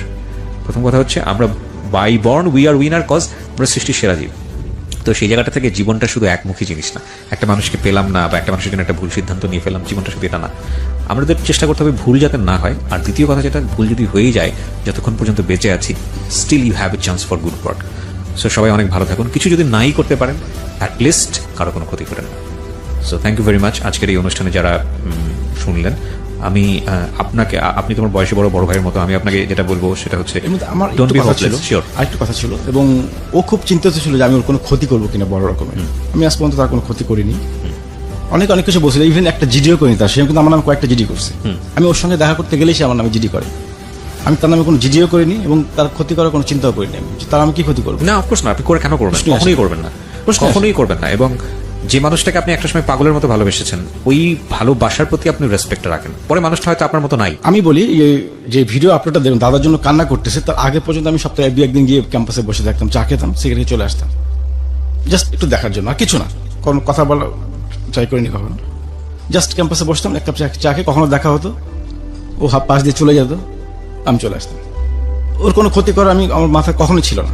অনেকে বলছিল অনেক কিছু করার না জন্য। অফকোর্স, এবং আপনি যে ডকুমেন্টসগুলো আমাকে দেখিয়েছেন, এই যে পেপারস, আমি এগুলো বলিনি রেডিওতে, আপনি এগুলোও আপনার কাছে রাখবেন না, এগুলো না, আমি আপনি- ছিঁড়ে ফেলবো। আপনি আজকের পরে এগুলো ছিঁড়ে ফেলবেন, এবং শুধু এগুলো না, ওর কোনো ডকুমেন্টস যেটা আপনার অ্যাবসেন্সে ক্ষতি হতে পারে এরকম কোনো জি, জি। ডকুমেন্টস আপনি আপনার ডিভাইসগুলো না, আমি সব রাখবেন না। ছবিটা সব ডিলিট করে এবং যে ফেলছি। স্ক্রিনশটগুলো আপনি আমাকে দেখাতে চেয়েছেন সেন্সিটিভ বিষয়গুলো, ওগুলো আপনি রাখবেন না। না। আমি আপনাকে রিকোয়েস্ট করবো, কারণ একটা জিনিস কি, ধরেন আপনি হয়তো কোনো কারণে আজকে হয়তো মারা গেলেন, সাপোজ আপনার ডিভাইসগুলো হয়তো অন্য কারো হাতে চলে গেল, বা এগুলো কিডন্যাপ হলো, বা এগুলো চিন্তাই হলো, পরবর্তীতে হয়তো তার একটা বড় ক্ষতি আমি হয়ে এগুলো গেল। শুধু ওর একটা ফ্রেন্ডকে পাঠিয়েছি, ওর যে বান্ধবী, ক্লোজ বান্ধবী, ওকে শুধু জানানোর জন্য, কিন্তু সেও কোনো রিপ্লাই দিচ্ছে না। আমরা খুব সফটলি না, যখন খুব বিপদগ্রস্ত হয়ে যাই, যখন খুব হোপলেস হয়ে যাই, যখন কিছুই করার থাকে না, তখন আমরা চারদিকে হাত বাড়াই যে কেউ যদি আমার থেকে একটু সিম্প্যাথি দেখাতো। আপনি বেসিক্যালি যে কাজগুলো করেছেন সেগুলো আপনার সিম্প্যাথি পাওয়ার জন্য, যে ওর ফ্রেন্ড অন্তত আপনার পক্ষে কথা বলুক, কেউ অন্তত আপনাকে একটু কথা বলার জন্য, যে বিগ মিস্টেক কেন? হচ্ছে হলো, ফ্রেন্ড তো তারই, সেটা আপনার অবশ্যই কথা তার বলবে না। friend। আমি বলিনি আমার পক্ষে কিছু করার জন্য, জাস্ট আমি একটু জানতে চাচ্ছিলাম যে একটু বোঝাও, একটু বোঝাও। একটা বান্ধবী যদি ওকে একটু বোঝাতো, আমার ধারণা আসলে ব্যাক করতো আমার লাইফে। আমার মনে হয় বেস্ট পলিসিটা এই সময় হচ্ছে চুপ করে যাওয়া, তাকে কিছু কথা বলে যে ঠিক আছে আমি জানি তুমি এখন আর বুঝবা না, বা বিষয়টা এরকম আমি বলছি তাকে যে তুমি এবং- এখন ঘোরের মধ্যে আছো, এখন যা কিছুই বলি তোমার ভালো লাগবে। হ্যাঁ, ভালো লাগবে না, ঠিক আছে, আমি স্টপ হয়ে যাচ্ছি, এখানে আমার কিছু করার নেই, যতই মুভ করবো আমি, তত তোমার খারাপ লাগবে, সো আমি বিং স্টপড রাইট নাও। তুমি যেটা করতে পারো তুমি মুভ করো, মুভ করার পরে তোমার জন্য যদি মনে হয় যে না you are doing mistake, you are doing error, or you are doing wrong, whatever it is, তুমি যদি ফিরে আসতে চাও, আমি আছি তোমার জন্য। So thank you very much. শুনছেন মিস্টার ম্যাঙ্গো ক্যান্ডি প্রেজেন্স জীবন গল্প। প্রত্যেকটা গল্পই আমাদের জন্য অনেক শিক্ষণীয়। আজকের এই গল্প থেকেও সবসময় মনে রাখতে হবে, যে কোনো সম্পর্কে গেলেই আমরা যেন এতটুকু জড়িয়ে না যাই যতটুকু জড়িয়ে গেলে নিজেকেই খুঁজে পাওয়া যায়।